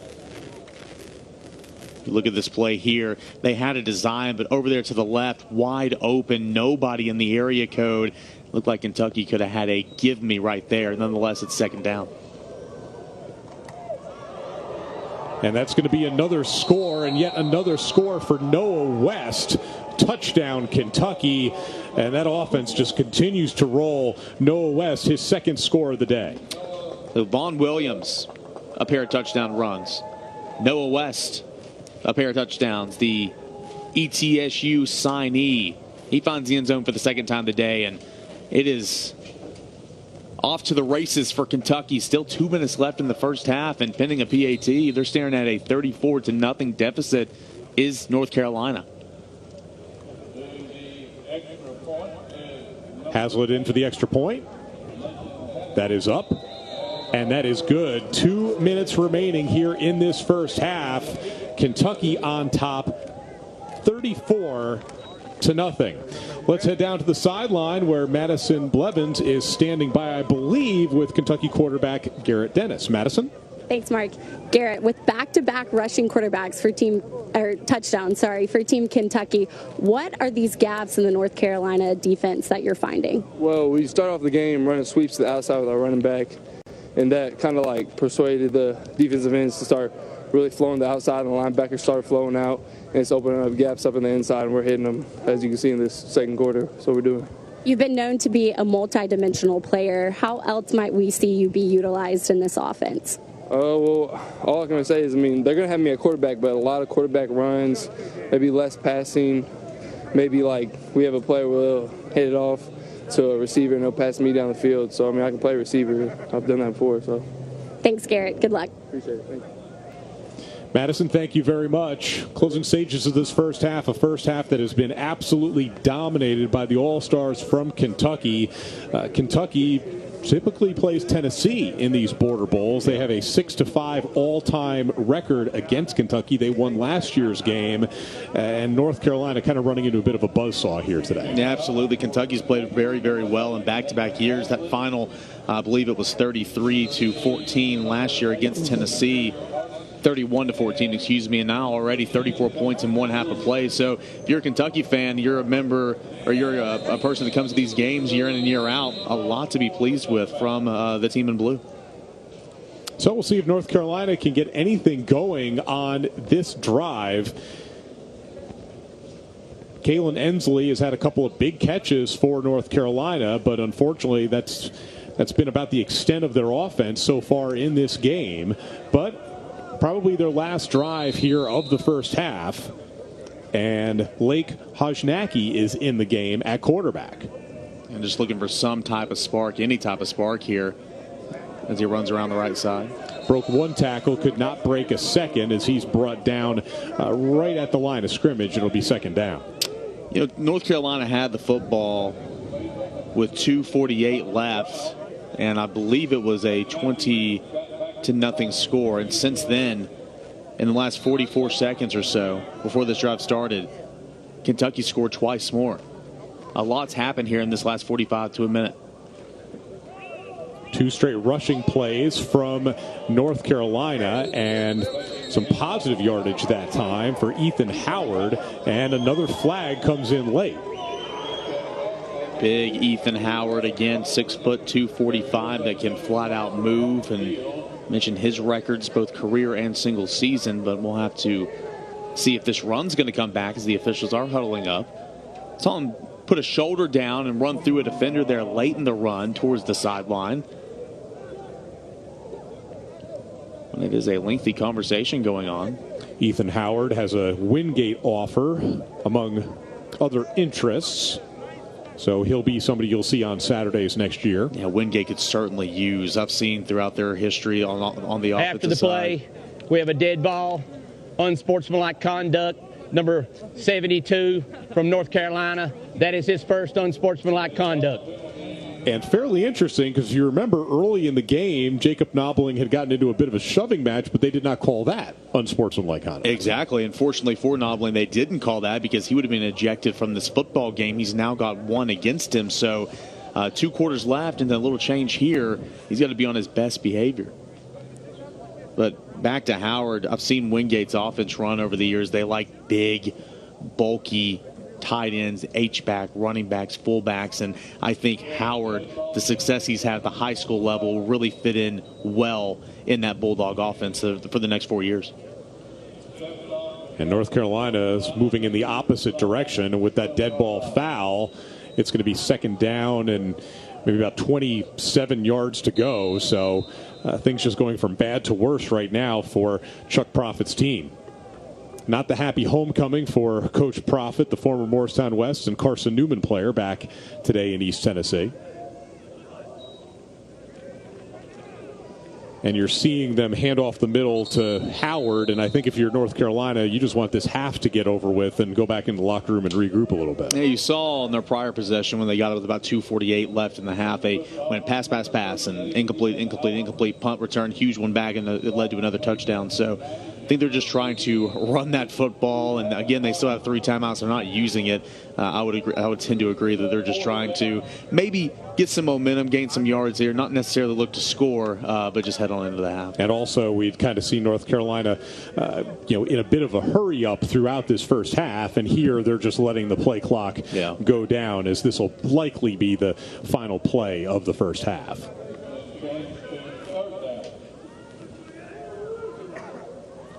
Hajnaki looking to throw. Hajnaki took a pop, and then there's a pop in the defensive backfield. So some real hitting going on that play, but it looks like everybody is okay. Yeah, I believe it was Aaron Hatter absolutely unloaded on Hajnaki as soon as he let go of the football. See him come off right there, ball's out, boom, and then in the secondary, Tate Niederman from Connor High School unloads on the receiver. So 2 big hits in 1 play on 3rd down. And Hajnaki is shaken up on the play, and that's completely understandable as he took that hit. And then, like you said, in the defensive backfield, you had a pop as well as Ainsley came in there. Yeah, it was Ainsley, actually. Ainsley ends up getting hit. But it's one of those things that this is football, and that is going to happen. Yeah, you can't run away from it. It's part of the game, and just hope, obviously, that Hajnaki's okay, and he looks to be, he probably got his wind knocked out of him a little bit, just trying to stay down there, get it back, because, quarterbacks are exposed. They're dropped back right there, and especially when they're in that throwing motion and they open up that rib cage, man, it's tough when a guy from the blind side, as was Hattie coming around from there, or Hatter, exposed that side of the rib cage, and looks like he's going to be okay up, walking off to some applause here. Yeah, and there was good sportsmanship from Hatter as well to make sure that Hajnacki was okay. Yeah, wasn't a dirty hit at all. I mean, it was just bang, bang. And some hitting in the defensive backfield as well, as Kailyn Ensley kind of got carried and thrown a little bit. So now it's going to be 4th down, and North Carolina obviously is going to punt here. And what you can't do is what you did the last time you punted from around this area. A huge punt return that set up another touchdown for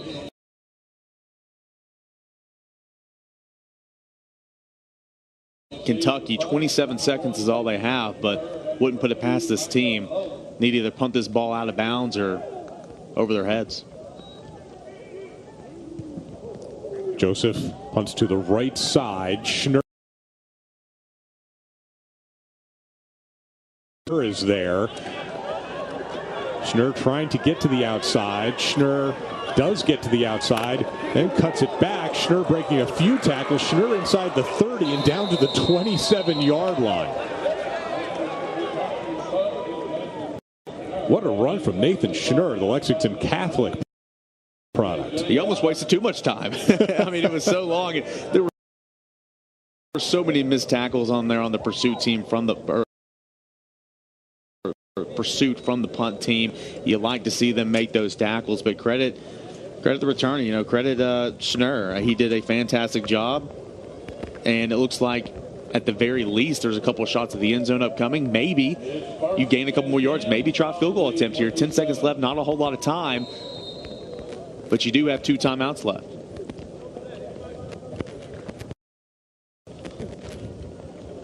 Coming up at the half, we'll have an interview with the coaches from both of these teams, also an interview with Lisa Johnson, and of course those first half highlights. Kane throwing deep to the end zone, and it is caught for the touchdown. A flag does come down. We may get offensive pass interference here. It looked like it was Pharaoh Davis coming up with the call, with the touchdown, but let's wait on the flag. Now Pharaoh Davis going up, as you see Kane sitting back, looking. He goes up, and from what we see right there at that angle, it almost looks like it's defensive. We have pass interference on the offense. Number 3. Repeat the down. First down. Well, the official that had thrown the flag didn't immediately put his hands up in the air, so that made me think that it was offensive pass interference. And Kane took a hit, and we can see there little bit of a push off. Yeah, takes the touchdown away. Yeah, give or take it. You can call that. You can certainly call that, but that wipes off what would have been another touchdown before the half for Kentucky. That would have been their third in the final 3 minutes of this half. So there's going to be 2 seconds left, and I think what you saw from Kentucky on that previous play is pretty similar to what you're going to see here. Kane is still in the game, and he's got the good arm. He's got the arm that can get it into the end zone from 42 yards away if need be. Yeah, threw a lot of nice balls there in warm-up, 30 yards on a rope and throwing about 45 yards with some air underneath it. This would be about a 43-yard chunk into the end zone from here. Kane throws this one deep, and it is, I believe that may have been picked off, and it was. So North Carolina's Bryce Graves gets his name onto the stat sheet with the tipped interception, but that one of the few positive plays in this first half for North Carolina, as it was a first half absolutely dominated by the All-Stars from Kentucky, a 34-0 halftime lead. And if you're Kentucky, you got to like what you've seen from your team, obviously. No, absolutely. You're scoring at will. Noah West a pair of touchdowns, Vaughn Williams a pair of touchdowns, and but both teams are really Kentucky's offense doing an excellent job of putting drives together, extending drives, and finding the end zone. Let's head down to the field where Madison Blevins is standing by with Kentucky head coach Mark Peach. Madison? Coach, your team put up 34 points in just the first half, with the majority of these players never playing together before. What does that say about this team's just pure talent? It's been a real special group to work with this week, I'll tell you that much. I mean, you just really noticed, you know what I'm saying, with their practice time, preparation time, how they bonded together, really got along well. And, I think, it shows that we got some great high school football in the state of Kentucky. Your defense shut out North Carolina. What was the defensive mentality heading into this game? Really, defensively, our defensive line, I think that's where it starts with, you know what I'm saying? I mean, J.J. Weaver, who's going to Kentucky. You got Brady Smith that's going to Southeast Missouri. So we've got a pretty good defensive front. So, I mean, the overall unit is really good, but our front, it all starts there. What is the positive aspects that you hope that your team takes out of playing in this All-Star game? Well, I mean, you get to make some friendships that'll last a lifetime, you know what I'm saying? And when you're named, a Kentucky All-Star, it's certainly an achievement for your high school career moving forward. So these guys will make friendships moving forward and stay in touch, and it's something that they'll take with them forever. Thanks, Coach. Thank you. Okay. Well, that'll wrap it up down here for the first half of the Food City Border Bowl, where Kentucky leads North Carolina 34-0.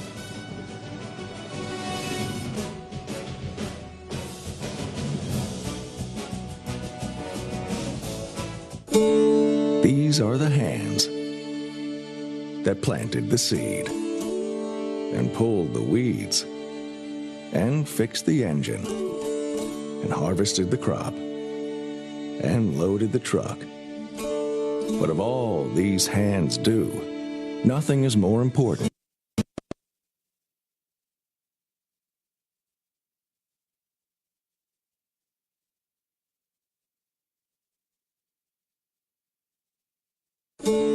These are the hands that planted the seed and pulled the weeds and fixed the engine and harvested the crop and loaded the truck. But of all these hands do, nothing is more important than being a good neighbor. From the farm to Food City, local produce is all in a day's work.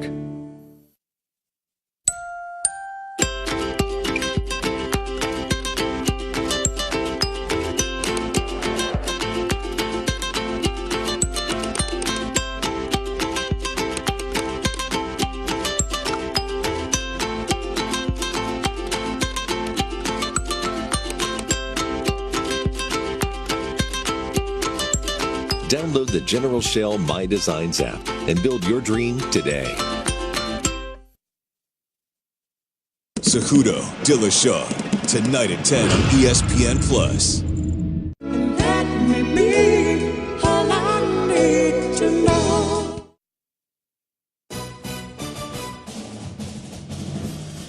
The Food City Border Bowls are brought to you by Food City, Delta Dental, and General Shale. Welcome back to the Food City Border Bowl. I'm with Lisa Johnson, event specialist at Food City. Lisa, how long have you guys been an active partner in this Border Bowl games? We've been sponsoring Border Bowl for the past 3 years. And, it doesn't matter rain or shine, the fans come out. It's a great opportunity for these young men to get looked at by scouts. It is a great way to give back to these young men who are working so hard out in the rain today. What is your favorite thing in participating in this Border Bowl? Oh, my favorite thing's the kids. Seeing them get a second chance to be looked at by scouts and to earn scholarships.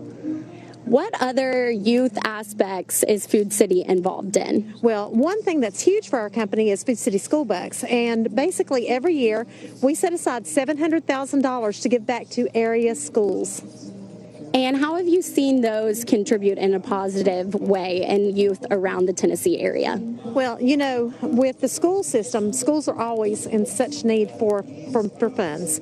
And so it's great to be able to send them a check or hand deliver them a check to be able to use however they need to.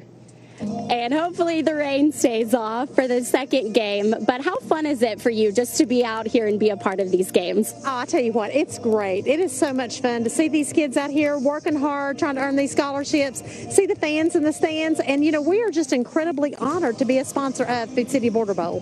Thank you. Well, that'll do it with Lisa. We will be right back after this break to start the second half of football.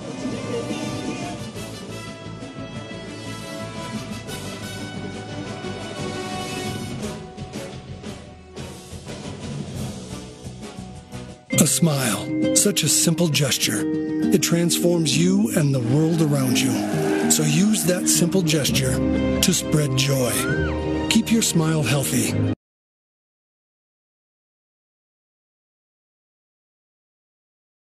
Choose Delta Dental, protecting more smiles than anyone. What's your definition of fresh? At Food City, ours starts every morning as our certified butchers hand cut everything you see behind the counter fresh that day.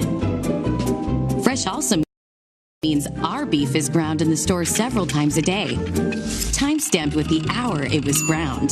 That's a fresh guarantee. The fact is, it just doesn't get any fresher than this. That's why we say, start fresh with Food City. A smile, such a simple gesture. It transforms you and the world around you. So use that simple gesture to spread joy. Keep your smile healthy. Choose Delta Dental, protecting more smiles than anyone. Tablets, phones, TVs, just so many different screens to watch ESPN Plus on. It's an amazing time to be alive.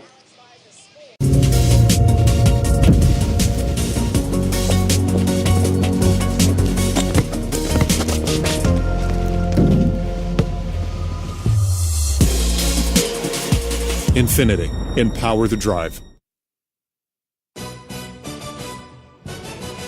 One of the most beautiful places in the United States of America, the Great Smoky Mountains. On a rainy, gray day, it's the fans from Kentucky. Boy, they've got to be pretty happy with what they've seen so far from their team.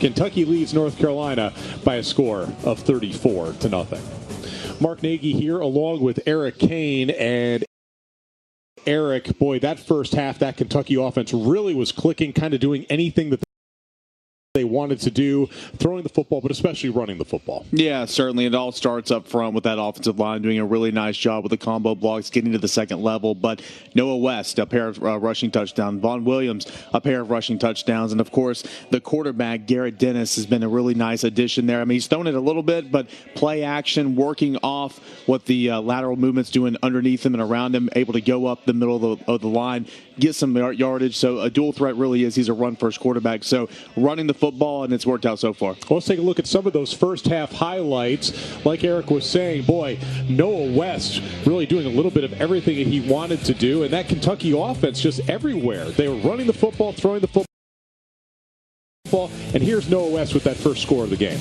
Yeah, did a really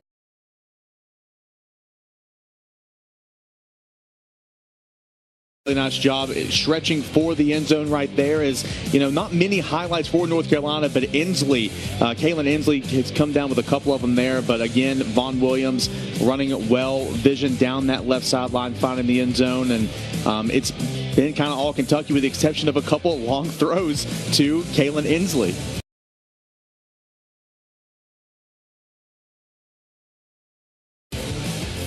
And then you can see when they decide to throw the football, Kentucky offensively was able to do that as well, as Pharaoh Davis makes the catch and gets inside the 10.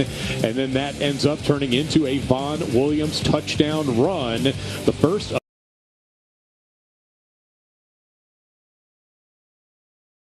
of the game. And then defensively, boy, time and time again, that Kentucky defensive line was in the North Carolina backfield. And Garrett Dennis, boy, what a touchdown run for the male high school product. Oh, absolutely. And he's been the guy from the get-go. He's been leading that offense, and he's been setting the tone all the way for it. There's Noah West's last touchdown run when he cuts it back inside. But offensively, it's been outstanding for Team Kentucky. But again, defensively, you mentioned it, that front four, J.J. Courtney and, J.J. Wilson, all those guys, they have been making so many plays all day today. And so if you're North Carolina, what is Coach Profit telling his team in the locker room? Because obviously the first 24 minutes did not go as they had planned, but there's still some room to have some positives this afternoon. Just go out and play football. You can't really say go out and play our football like many coaches like to say, because this is not a team that's been together for more than 3 days. pace. So just go out, play what you know how to play. It's a game of football. Just try to have fun. It is a showcase. It is an all-star game. A lot of pride is at stake, but at the end of the day, this doesn't count win-losses. So, don't get too down. Just go out there and play for the ones who came here to watch you play. So the Kentucky football team is getting back onto the field now. We're going to have the second half action coming up in just a couple of minutes. We'll take a quick break, and when we return, we will have the second half kickoff here in Sevierville. Kentucky all over Kentucky, or Kentucky all over North Carolina, 34-0.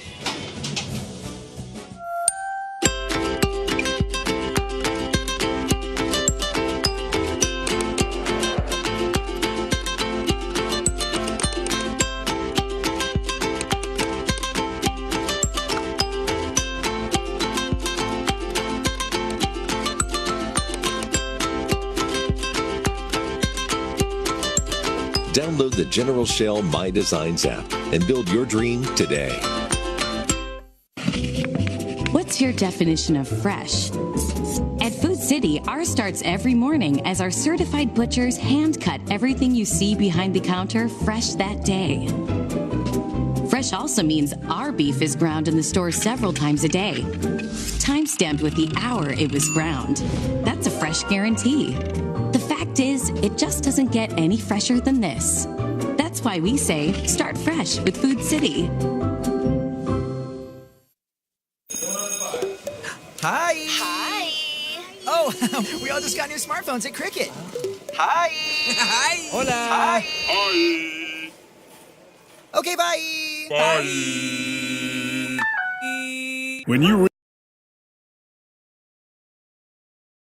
realize you won't see a dime of your Fantasy League dues, remember that with your Cash Rewards credit card, you will. Win in reality and get 1.5% cash back with the Cash Rewards credit card. Navy Federal Credit Union. Our members are the mission. I'm joined with North Carolina's head coach, Chuck Profit. Coach, with Kentucky leading at the half 34-0, how do you hope to utilize your offense more in the second half? Well, we're going to have to throw short passes, run the ball, try to eliminate the time a little bit, and hopefully get some first downs. With this being a showcase game, what was your message to your team at halftime just to keep their mentality right? I told them, hey, it's a showcase game. Come out, have fun, play with some heart. We missed a lot of tackles, and I know a lot of kids had a lot of good wins with their coaches this year in the season. I told them to play like that, play like it's their regular season, because we couldn't do a lot of tackling in the practice that we had, but I told them to have fun and showcase themselves and show their abilities. You're local to Sevier County. How does it feel to be back home? It feels real good to be home. Yeah, it's a familiar area. I played in this stadium before, so it's really nice to be home. All right, Coach. Best of luck to you. All right, thank you. Mark. Madison, appreciate that very much. And, North Carolina, Chuck Profit, from that time at Morristown West and at Carson Newman, certainly it's a nice homecoming. You get older, you get your responsibilities, you move away. Anytime you get the chance to come home, it's a good day. Yeah, he played 1989 to 1992 for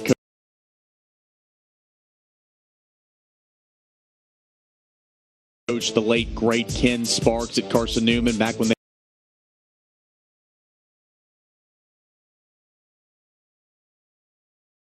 they were in the NAIA, a lot of heyday national championships in that time. But, like you said, you come on, you grow up, you move away, get new responsibilities. When you come back, you see landmarks you're familiar with. You see places that you've been to. He's played in this stadium, not the field, this stadium before. So it's a good homecoming for him. Obviously, the scoreboard isn't in his favor. But like you said, just go out, have fun, enjoy the game. And he said something that was a little interesting. He said, let's run the football to eliminate some time.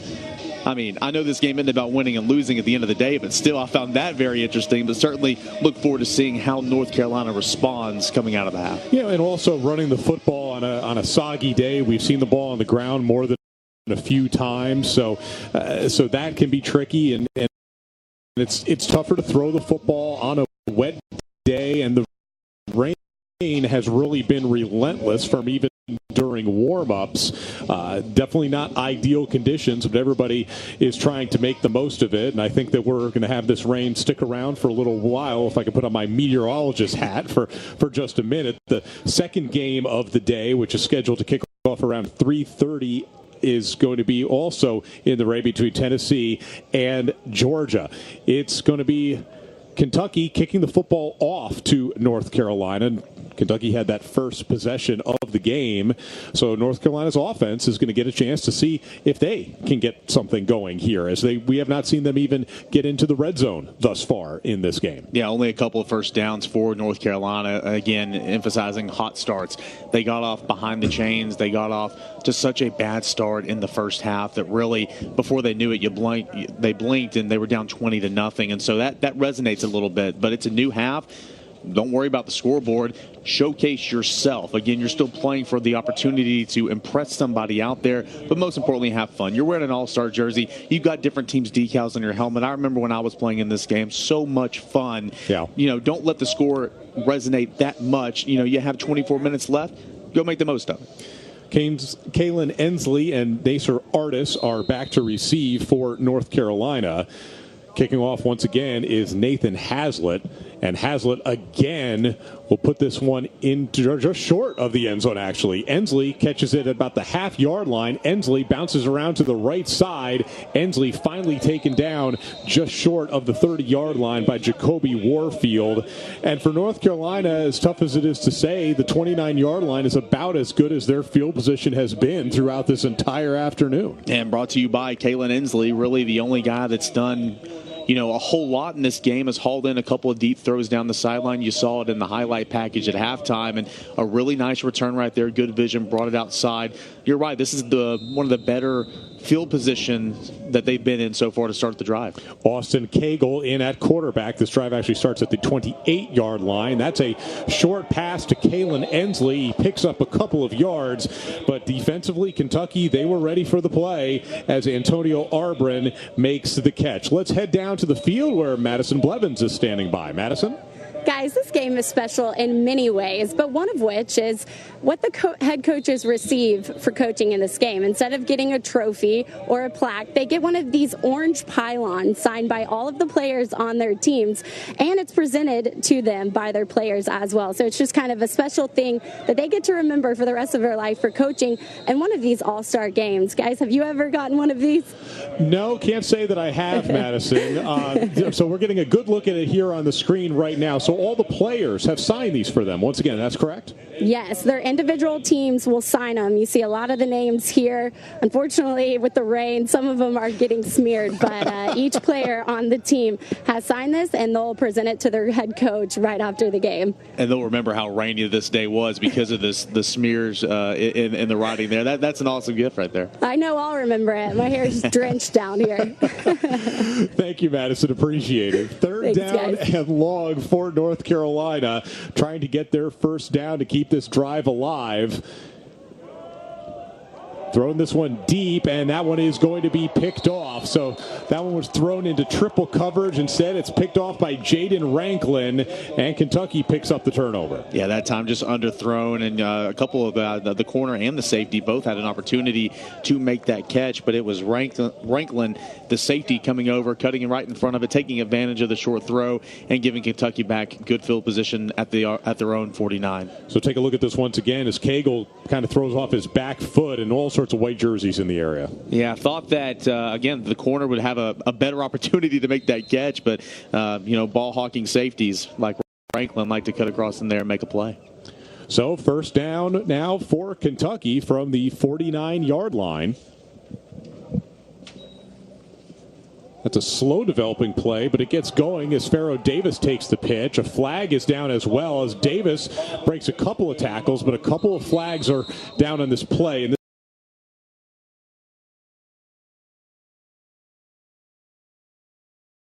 this one is going to come back.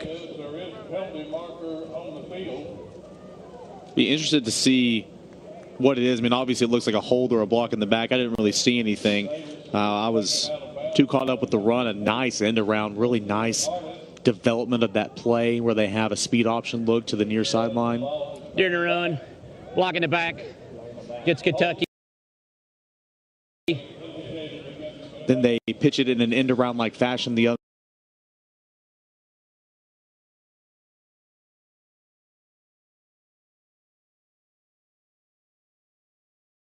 other way. But the block in the back negates it. Let's see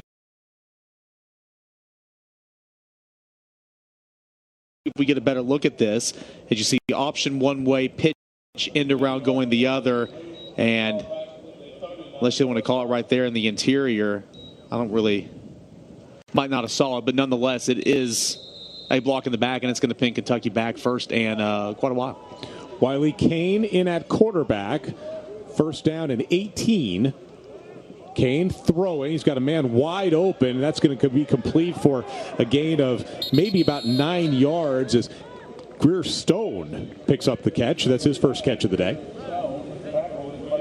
When Kane's come in, they brought him in there at the end of the half to try to sling it to the end zone, but the majority of the time he's been handing off the football. He did take a shot at the end zone down there when they were in the red zone, but good to see him come out throwing here early on. Again, in warm-ups, was throwing it all over the place, really tight spirals. On a tough day to throw a really tight spiral with the weather conditions the way they are.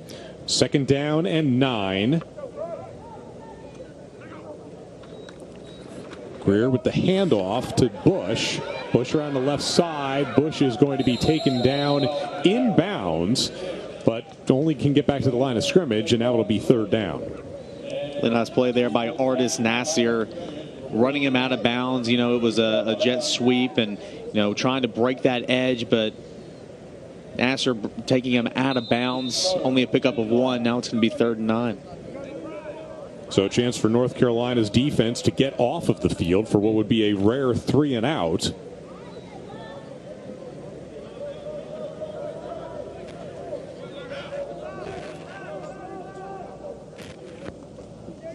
Kane, good protection, throws down the middle of the field, but that's incomplete. Was trying to get that one to Trayvon Green, but a little bit over his head, and North Carolina will have to pump it. Actually, now I see a flag on the field. Here to play, we have a holding, Kentucky.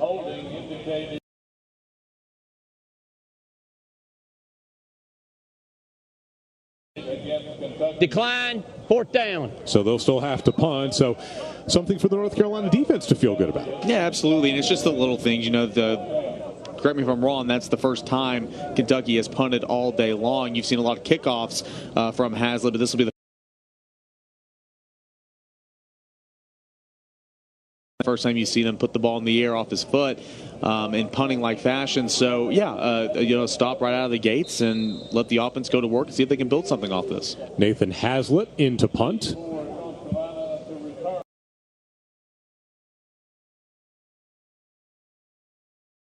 Ensley is back to receive.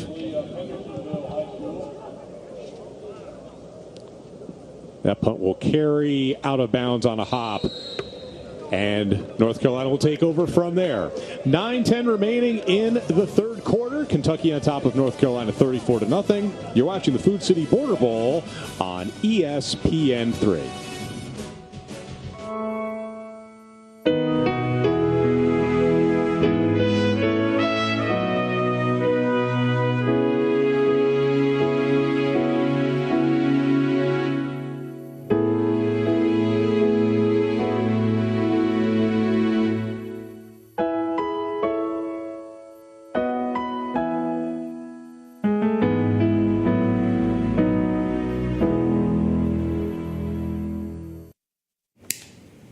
Alexa, dim the lights.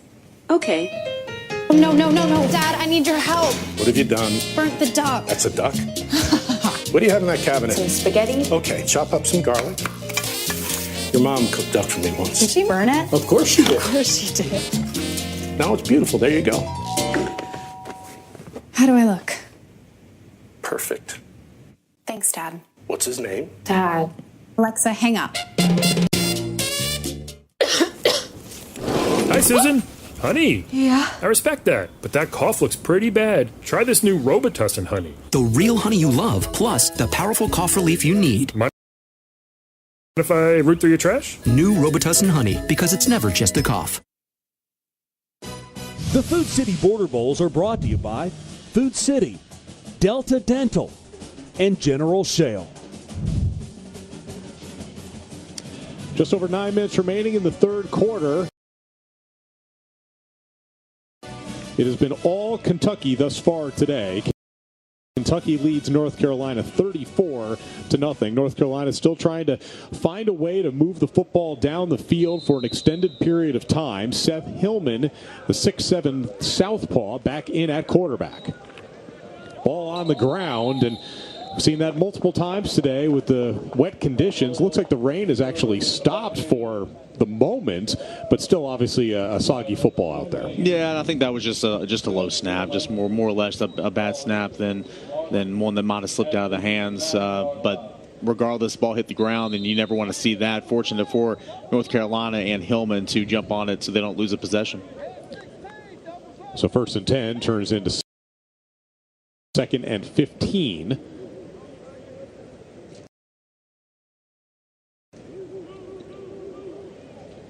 You can see Hillman looking at the play, and just not enough time to really get that much into a playbook. Hillman is tackled, and Darius Kane is there with the sack. And it'll be 3rd and long.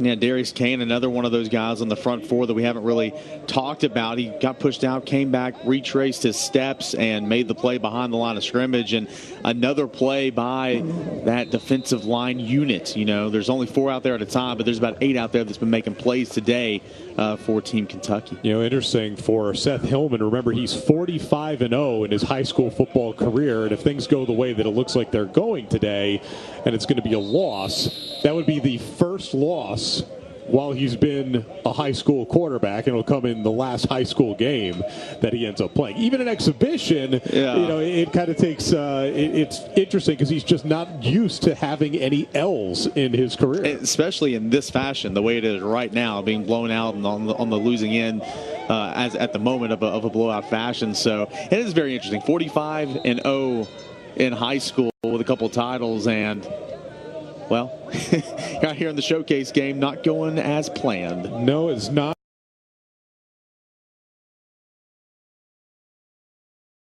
But certainly the Wake Forest High School career has been a stellar one for Seth Hillman. 4th down and 5, and that's a high snap that goes over the punter's head, and he smartly just kicks that one back and actually kicks it into the soccer goal. Good. So Benjamin Joseph scores a goal, not the way that they had wanted, but 34-0 turns into 36-0, as that will be a safety through the back of the end zone. Yeah, smart play there. Anytime it's a high snap, one that rolls back to you and it gets away from the punter deep in his own territory, you got to go back, and you're taught just to kick it out of the end zone. You'll give up 2. It's better than 7. So good play there, but, you know, another thing just kind of going in the right direction for Kentucky as they up their lead to 36-0, and they'll get the ball back. And we'll take a quick break. 36-0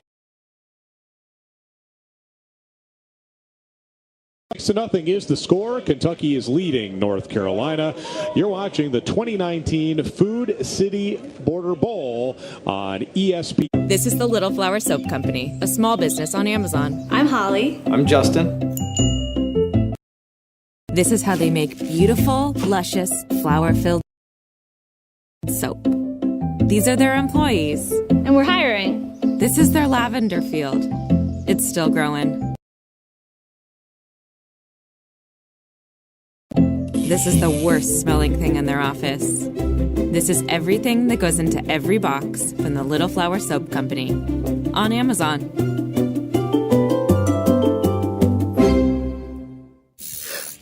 Aren't you supposed to draw it first? I'm freestyling, bro. Networks, like tattoo artists, should never be just okay. AT&T is America's best wireless network according to America's biggest test. Now with 5GE.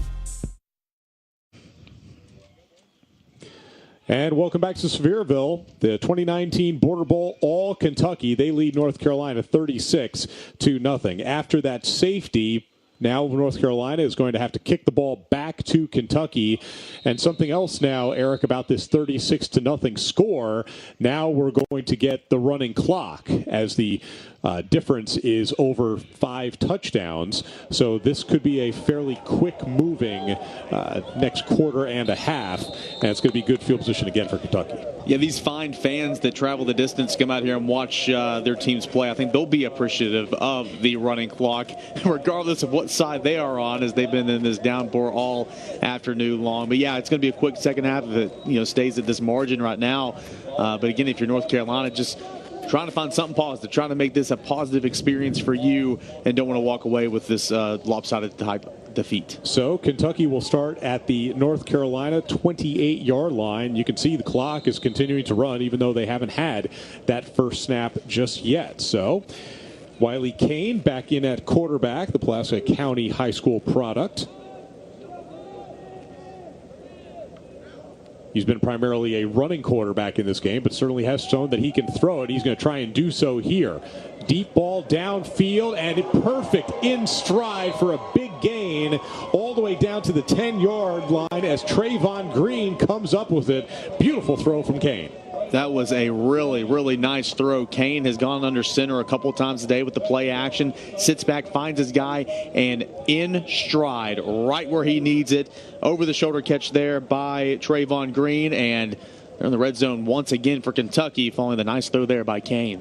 One interesting note, the referees are from Kentucky, and the mercy rule is 36 points on the dot. So that's why we have a running clock with this margin. 5:15 remaining. Kane under center will hand this or pitch this one to West, and West is going to have his third score of the game. Touchdown, Kentucky. The ETSU, the future ETSU player, with his third score of the game, and now Kentucky's on top 42-0 with the extra point to follow. Got the hat trick there, Mark, does Noah West, and he has scored in a number of different ways. They've all been on the ground, but he's been lined up in different places. And again, going to play tight end for Randy Sanders up there in Johnson City at East Tennessee State University. What a way to wrap up his high school career here in this showcase today. Hazlitt in for the extra point. And that one is good. As the clock continues to tick, 43-0 Kentucky. Notice they've gone whenever Wiley Kane is in the quarterback, they like to go to that full house look with the fullback right behind the quarterback at about 1.5 yards to 2 yards, and then 2 tailbacks in split back fashion. You can run a lot of play action out of that way, misdirection, and you saw both of those on that drive right there. That just shows you the type of quarterback that Wiley Kane was at Pulaski County. But it's worked out so far in this All-Star game as well. How difficult is it for a defense when you see an alignment like that? Because you don't see very much of it anymore. Certain teams can do that, but it isn't more of the spread type stuff that you see high school teams do a lot of today. Well, it's just all about what you're keying on. And at the high school level, the game is a little slower, so a lot of times the linebackers can read their guards, and their offensive linemen will take them straight to where the ball is. At the collegiate level, a lot of times your defensive coordinators will have you reading the back. So whichever back it is, a lot of times if you're reading one of those backs and they take you away from the play,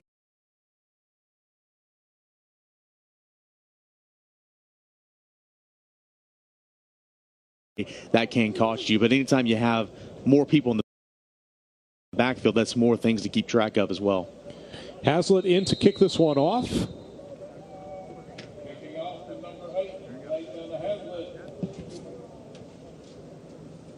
And this one carries 1 yard deep in the end zone, and that will be a touchback. Once again, North Carolina will be starting their first drive at the 20-yard line. Touchback number 4 on the day, I believe. 6 kickoffs, 4 touchbacks for Hazlitt. Let's head down to the sideline where Madison Blevins is standing by with a special guest. Madison? Thanks, guys. Yeah, I'm joined with Megan Stanley, Miss Food City. Megan, you competed in the Miss Food City pageant 7 times. You won it your 7th year. Yeah. So what does this mean to you to be titled Miss Food City? It means the absolute world. I started competing at 18 and finally took the ground at age 25. And I'm just so humbled and honored to be able to represent such an amazing company. What are some of your duties you have to fulfill with that title? Yeah, so days like today, as you know, Food City is heavily involved in the community, so I'm invited to participate in anything that has Food City's name on it, and I plan to participate in everything possible throughout the year. What is your platform that you're speaking on? Yeah, so I was surgically diagnosed with endometriosis about 9 months ago, so I'm definitely wanting to spread awareness about endometriosis. It's a disease that really no one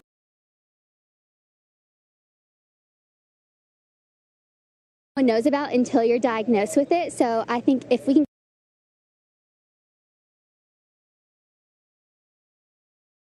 get the warning signs out there, you can definitely help people at a younger age and lead to a quicker diagnosis.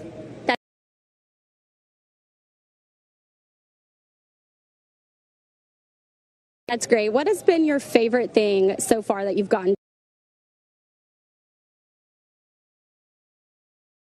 to do by being Miss Food City? Sure. So in December, I had the opportunity to fly on the corporate jet to deliver steaks to the NASCAR drivers, and it was just a day filled of meeting superstar celebrities in my eyes, and it was amazing. It was so much fun, and it's something I'll remember for a lifetime. Thanks. Well, we appreciate everything that Food City and you do to let these Border Bowl games take place. Mark, back to you. Thank you, Madison. Thank you, Megan. That drive for North Carolina, not much doing, as they'll have to punt the football away once again. Yeah, try to get big K.J. Allen, 5'8", 230-pound running back into the fold there. Had 34 rushing touchdowns in his senior campaign, but went to him once and then tried to go through the aerial attack twice and only picked up 5 yards on that drive. Once again, football will be headed back in the direction of Kentucky, ahead 43-0. Schnurr fakes the handoff, actually coughs it up, and has to retreat to pick it up, but not going to be a turnover. Looked like they were trying to fake the handoff that time, and the ball just sort of slipped out of Nathan Schnurr's hand. So the rare special teams play that isn't a positive for Kentucky, because we've seen so many positive gains on their punt returns. Yeah, they've had a fantastic special teams day overall. Really set up the offense to score quickly into the red zone. And they've run that fake because, I mean, they've been successful actually faking it, and they've been successful handing it off. So if you do that motion every single time as the covering team, you don't know which one to expect. So that time just slips out of his hands right there, and it is a rainy day. So, that's somewhat expected. Braxton Ratliff in at quarterback. We'll see if they get this snap off before the quarter ends, and he does. Hand off to Michael Lowe. Lowe makes one man miss and ends up picking up about 6.5 yards. And that will be the final play of the third quarter. All Kentucky, they lead North Carolina 43-0. You're watching the 2019 Food City Border Bowl. The Food City Border Bowls are brought to you by Food City, Delta Dental, and General Shale. Can we take a selfie? Of course. Smile! Oh, we actually do this like selfie pop thing. Switch to Cricket this new year and get a free new smartphone. Really? Works every time. Oh, you're good. I know. Another Monday. Here we go. Yes, Mom, I took a shower.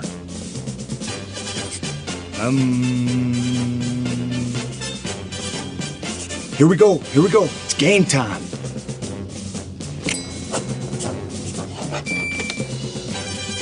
Easily my favorite part of game day. Campbell's Chunky. Soup that eats like a meal. Yeah, Mom. I love you too.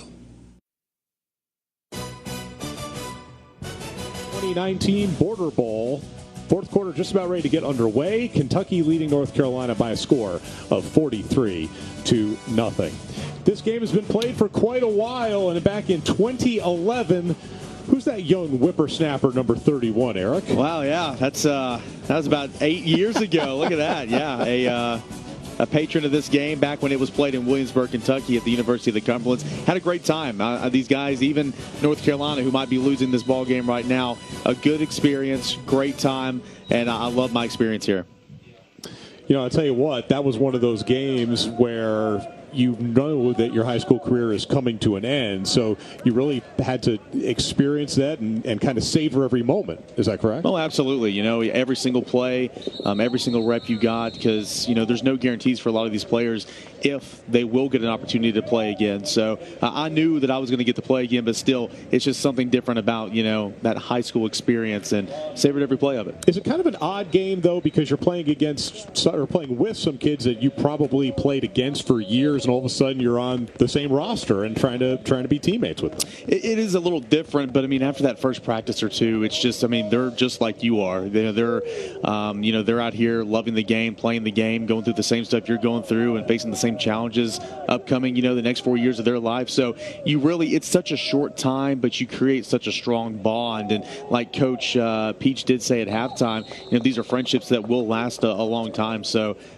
you know, and again, even though the score is the way it is, I know those guys from North Carolina are thankful that they had this week here in Gatlinburg, Sevierville, in the East Tennessee area. Is it kind of an emotional deal? Because while it's an exhibition, it's just, you realize this is the last time I will ever play high school football. A little bit. It was more emotional your last high school football game as it is, you know, depending on when that is, if you win it all or if you're put out in the playoffs or whenever. A little bit emotional because that was the last time I wore my high school football helmet. You know, and so, but nothing compared to that last game with your teammates that you played all 4 years of high school ball with. Kentucky still with possession. That was 2nd down and 5. They're going to be close to another first down as that Kentucky rushing game just keeps on keeping on. And North Carolina defensively just hasn't been able to have many answers. That Kentucky offensive line and those running backs really have done a nice job today. That was 3rd down and short, and that should be good enough for a first down for Braxton Ratliff, as he just went under center and took that one himself. Yeah, Vaughn Williams back into the game, and already 2 touchdowns on the day. And of course, Noah West has the hat trick. I think Williams is trying to catch up with his teammate here for Team Kentucky and try to share that title as well.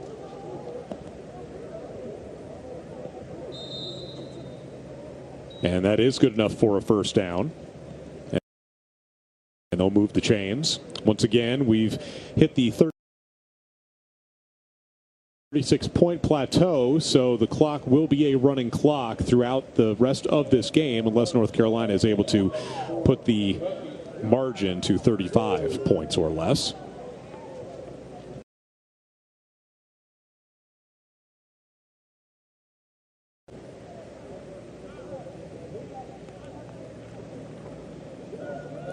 And off to Michael Lowe.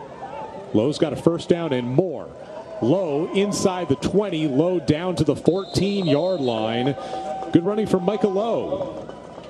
And it's another first down for Kentucky. Yeah, Michael Lowe listed on the roster as a running back, wide receiver, kick returner, punt returner, slot receiver. He can do just about everything, and showing the speed right there on that jet sweep, cutting back inside, shedding off a blocker, and, you know, yards after contact, something you've seen from Lowe and really from that entire backfield for Kentucky all day long. Another good run there from Lowe.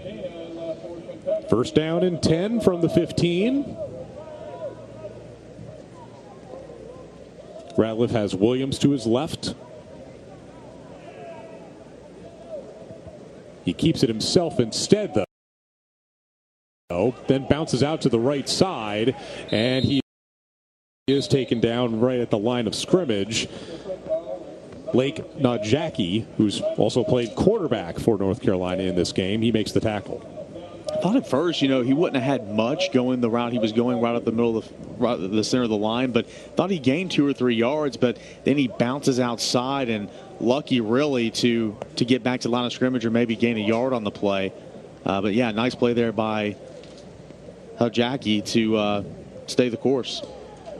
Difficult run there as well on the short side of the field. Wiley Kane back in at quarterback now for this play. 2nd down and 10. And again, Kane is going under center with that full house look. Bumps into West, ends up keeping it himself, and ends up picking up 5 yards. not necessarily the way they had planned it, but it's still some positive yardage. Yeah, and that might be a variation of the offense that Kane ran with his high school, but those running backs, especially that fullback that was in the backfield, probably not what he ran at his high school with that spacing there behind the quarterback. But it does work out nonetheless. They bump, and it's 3rd and 5.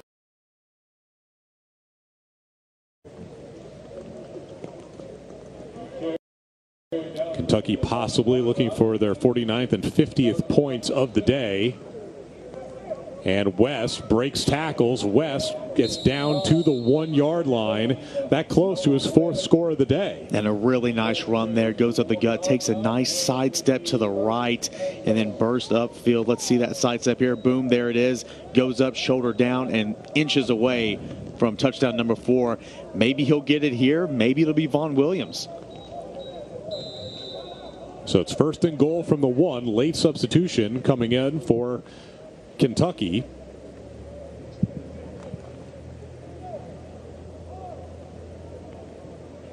As Kane goes under center.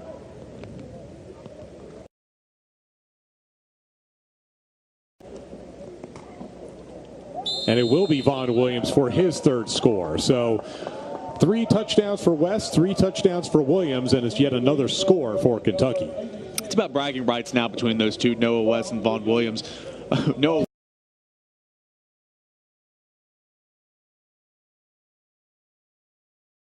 West an inch or 2 away from touchdown number 4 on the previous play, and then because of his work, Vaughn Williams gets his hat trick on that 1-yard run. Nice play there, sweeping it across to the right side and scoring. And so 3 touchdowns apiece now. Quite a performance, just a dominant running game. And again, that offensive line, both units, have done a fantastic job for Kentucky today. Extra point coming up for Nathan Haslett. It is up, and it is good. Well, let's take a break. Kentucky on top of North Carolina, 50-0. You're watching the 2019 Food City Border Bowl.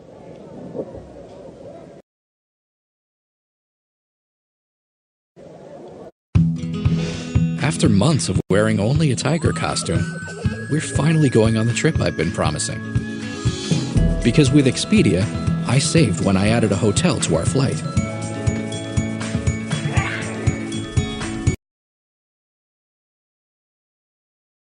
So even when she outgrows her costume, we'll never outgrow the memory of our adventure together. Unlock savings when you add select hotels to your existing trip. Only when you book with Expedia.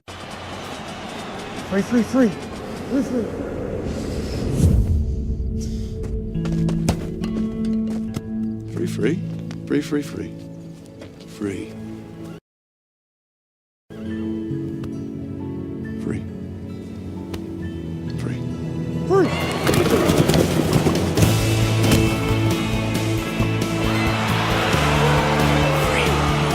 That's right. TurboTax Free is free.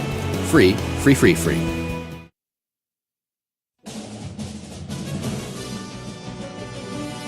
Border Bowl, presented by Food City. Here in the heart of the Smoky Mountains, it's the visitors from Kentucky leading the visitors from North Carolina 50-0. North Carolina will get possession here and try and get some points on the board for the first time as that kickoff goes all the way into the end zone for a touchback. Let's head down to the field where our own Madison Blevins is standing by with North Carolina's Ethan Howard. Madison? Ethan, you hold the all-time leading rushing record at your high school at Bandy High School. What pride do you take in accomplishing a goal like that? Very much a lot of pride doing it for the community, the school, because in a small town like that, everybody knows everybody, and I'm glad that I have those people's made them proud, and it's a lot. You rushed for over 4,000 yards in high school. That's an amazing accomplishment. What was the hard work like in the off season leading into your senior season to be able to accomplish a goal like that? Yeah, we have great coaches, great weight room facilities, awesome things. The coaches were getting us ready, knowing that we'd have a tough task ahead of us for the season, and I just did what I could. What are your plans next? I'm going to go up to Wingate next weekend and do an official workout for them. And besides that, I'm undecided, but I'm very excited for the future. Thanks, Ethan. Best of luck to you. Madison, Ethan, we appreciate that. Wingate would get a pretty good one if Ethan Howard decides to go there. Yeah, they certainly would. And a guy that could be versatile, kind of like Noah West on Kentucky's side. You know, Ethan Howard's got that body type to where he can line up in the backfield as a running back, fullback, H-back, tight end, split him out if you need to. And Wingate, very versatile with those guys, kind of like Jeremy Pruitt and what former UT offensive coordinator Tyson Hilton was trying to do this season with those guys. So I think Wingate would get a good one in Ethan Howard. 2nd down and 10. Kegel in at quarterback. Isaiah Evans lined up to his left. Evans gets the handoff and is met immediately in the backfield by J.J. Courtney. He's been back there a couple of times today. I think that might be his 3rd tackle behind the line of scrimmage, and does an excellent job just breaking through and wrestling down the ball carrier. That time it was Isaiah Evans, and says not today. That's just a bad feeling for a running back, isn't it? Because you get the ball and you just don't even have a chance. You don't have time to react. Yeah, that's how quick J.J. Courtney and his teammates here today, Gregory, Glover, Weaver, they've all been back there. Kane, Hatter. I mean, literally, I feel like we just keep saying those names in that defensive unit. Doesn't matter who's in, but they're making plays. 3rd down and 13. Kegel steps up and throws that to the middle. Was trying to get that one to Ensley, but it's incomplete. It'll be 4th down. Once again, we've got a running clock for the rest of the game, it looks like.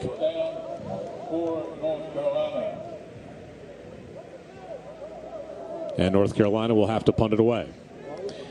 Benjamin Joseph has been getting a lot of work, not necessarily in extra points today, but certainly punting the football. Benjamin Joseph, who had 53 PATs in 2018, hasn't even been close to attempting one. Thus, today, his work has been in the punting area.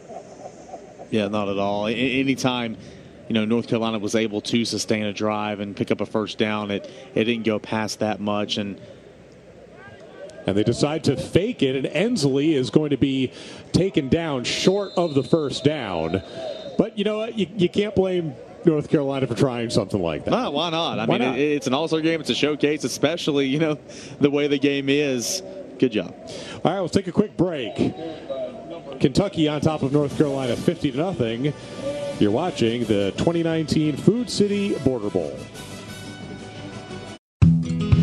With Expedia, I saved when I added a hotel to our flight. So even when she grows up, she'll never outgrow the memory of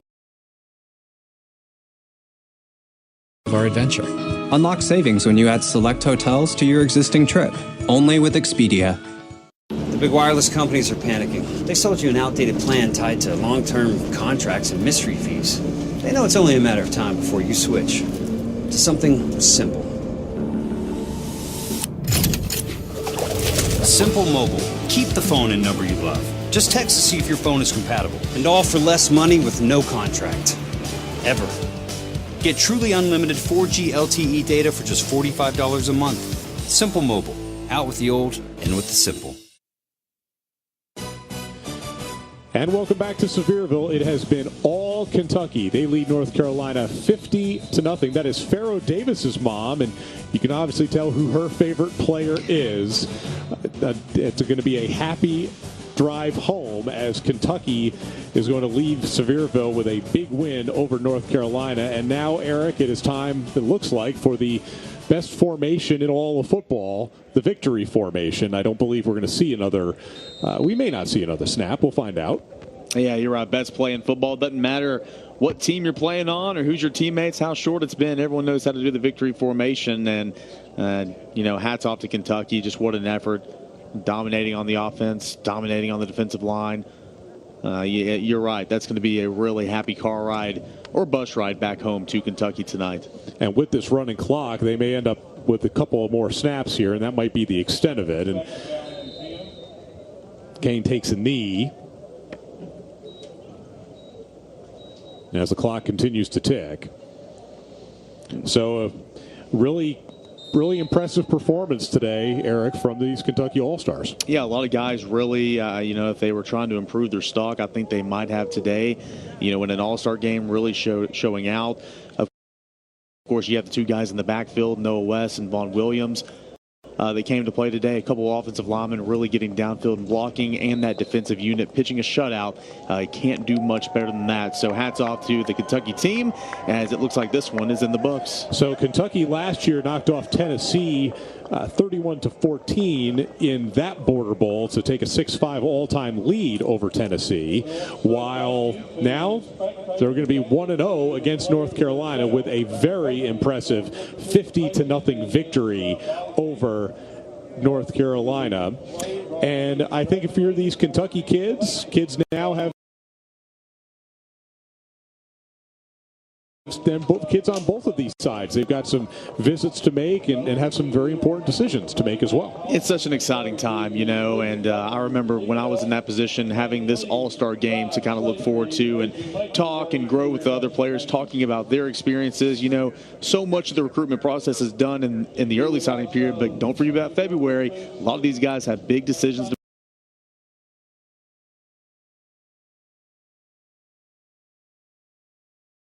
make. The early signing period has changed the way that recruiting has gone, but certainly there's enough time left for these kids to make that very important decision. Let's head down to the field where our own Madison Blevins is standing by with the victorious head coach for Kentucky, Mark Peach. Madison? Coach, impressive performance for your team on both sides of the ball. Your offense put up 50 points and the defense shut out North Carolina. What was preparation like for this team in practice this week to perform the way they did? We had great preparation all week. What a great group of guys. We didn't have any problems. When you check them in at night, everybody's there. I mean, that's not always the case in this all-star experience. I've done more than one of these, but this was such a pleasurable group, and it speaks so well about high school football in Kentucky. Speaks so well about young people. The future. America. I mean, these guys. are really a pleasure to be around. They were a pleasure to work with. Your team had a business-like mentality heading into today's game. What kind of experience and positive takeaways do you take away from coaching in this game? Well, the big thing is, the friendships, like our all-star staff, too. Our coaches were able to put together a staff that had 26 state final appearances, won 13 state championships together as a staff on offense and defense. And I'm very thankful to have those guys. I want to say thank you. They did a tremendous job this week. Coach, congratulations. Enjoy the win. Mark, back to you. Madison, appreciate that very much. So, for our producer, Skip McMillan, our director, Tom Givens, for Eric Kane and Madison Blevins, I'm Mark Nagy saying so long from Sevierville. The final score was Kentucky 50, North Carolina 0. To watch this entire game on replay, as well as other games from ESPN networks, log on to watchespn.com or download the Watch ESPN app. This has been a presentation of ESPN.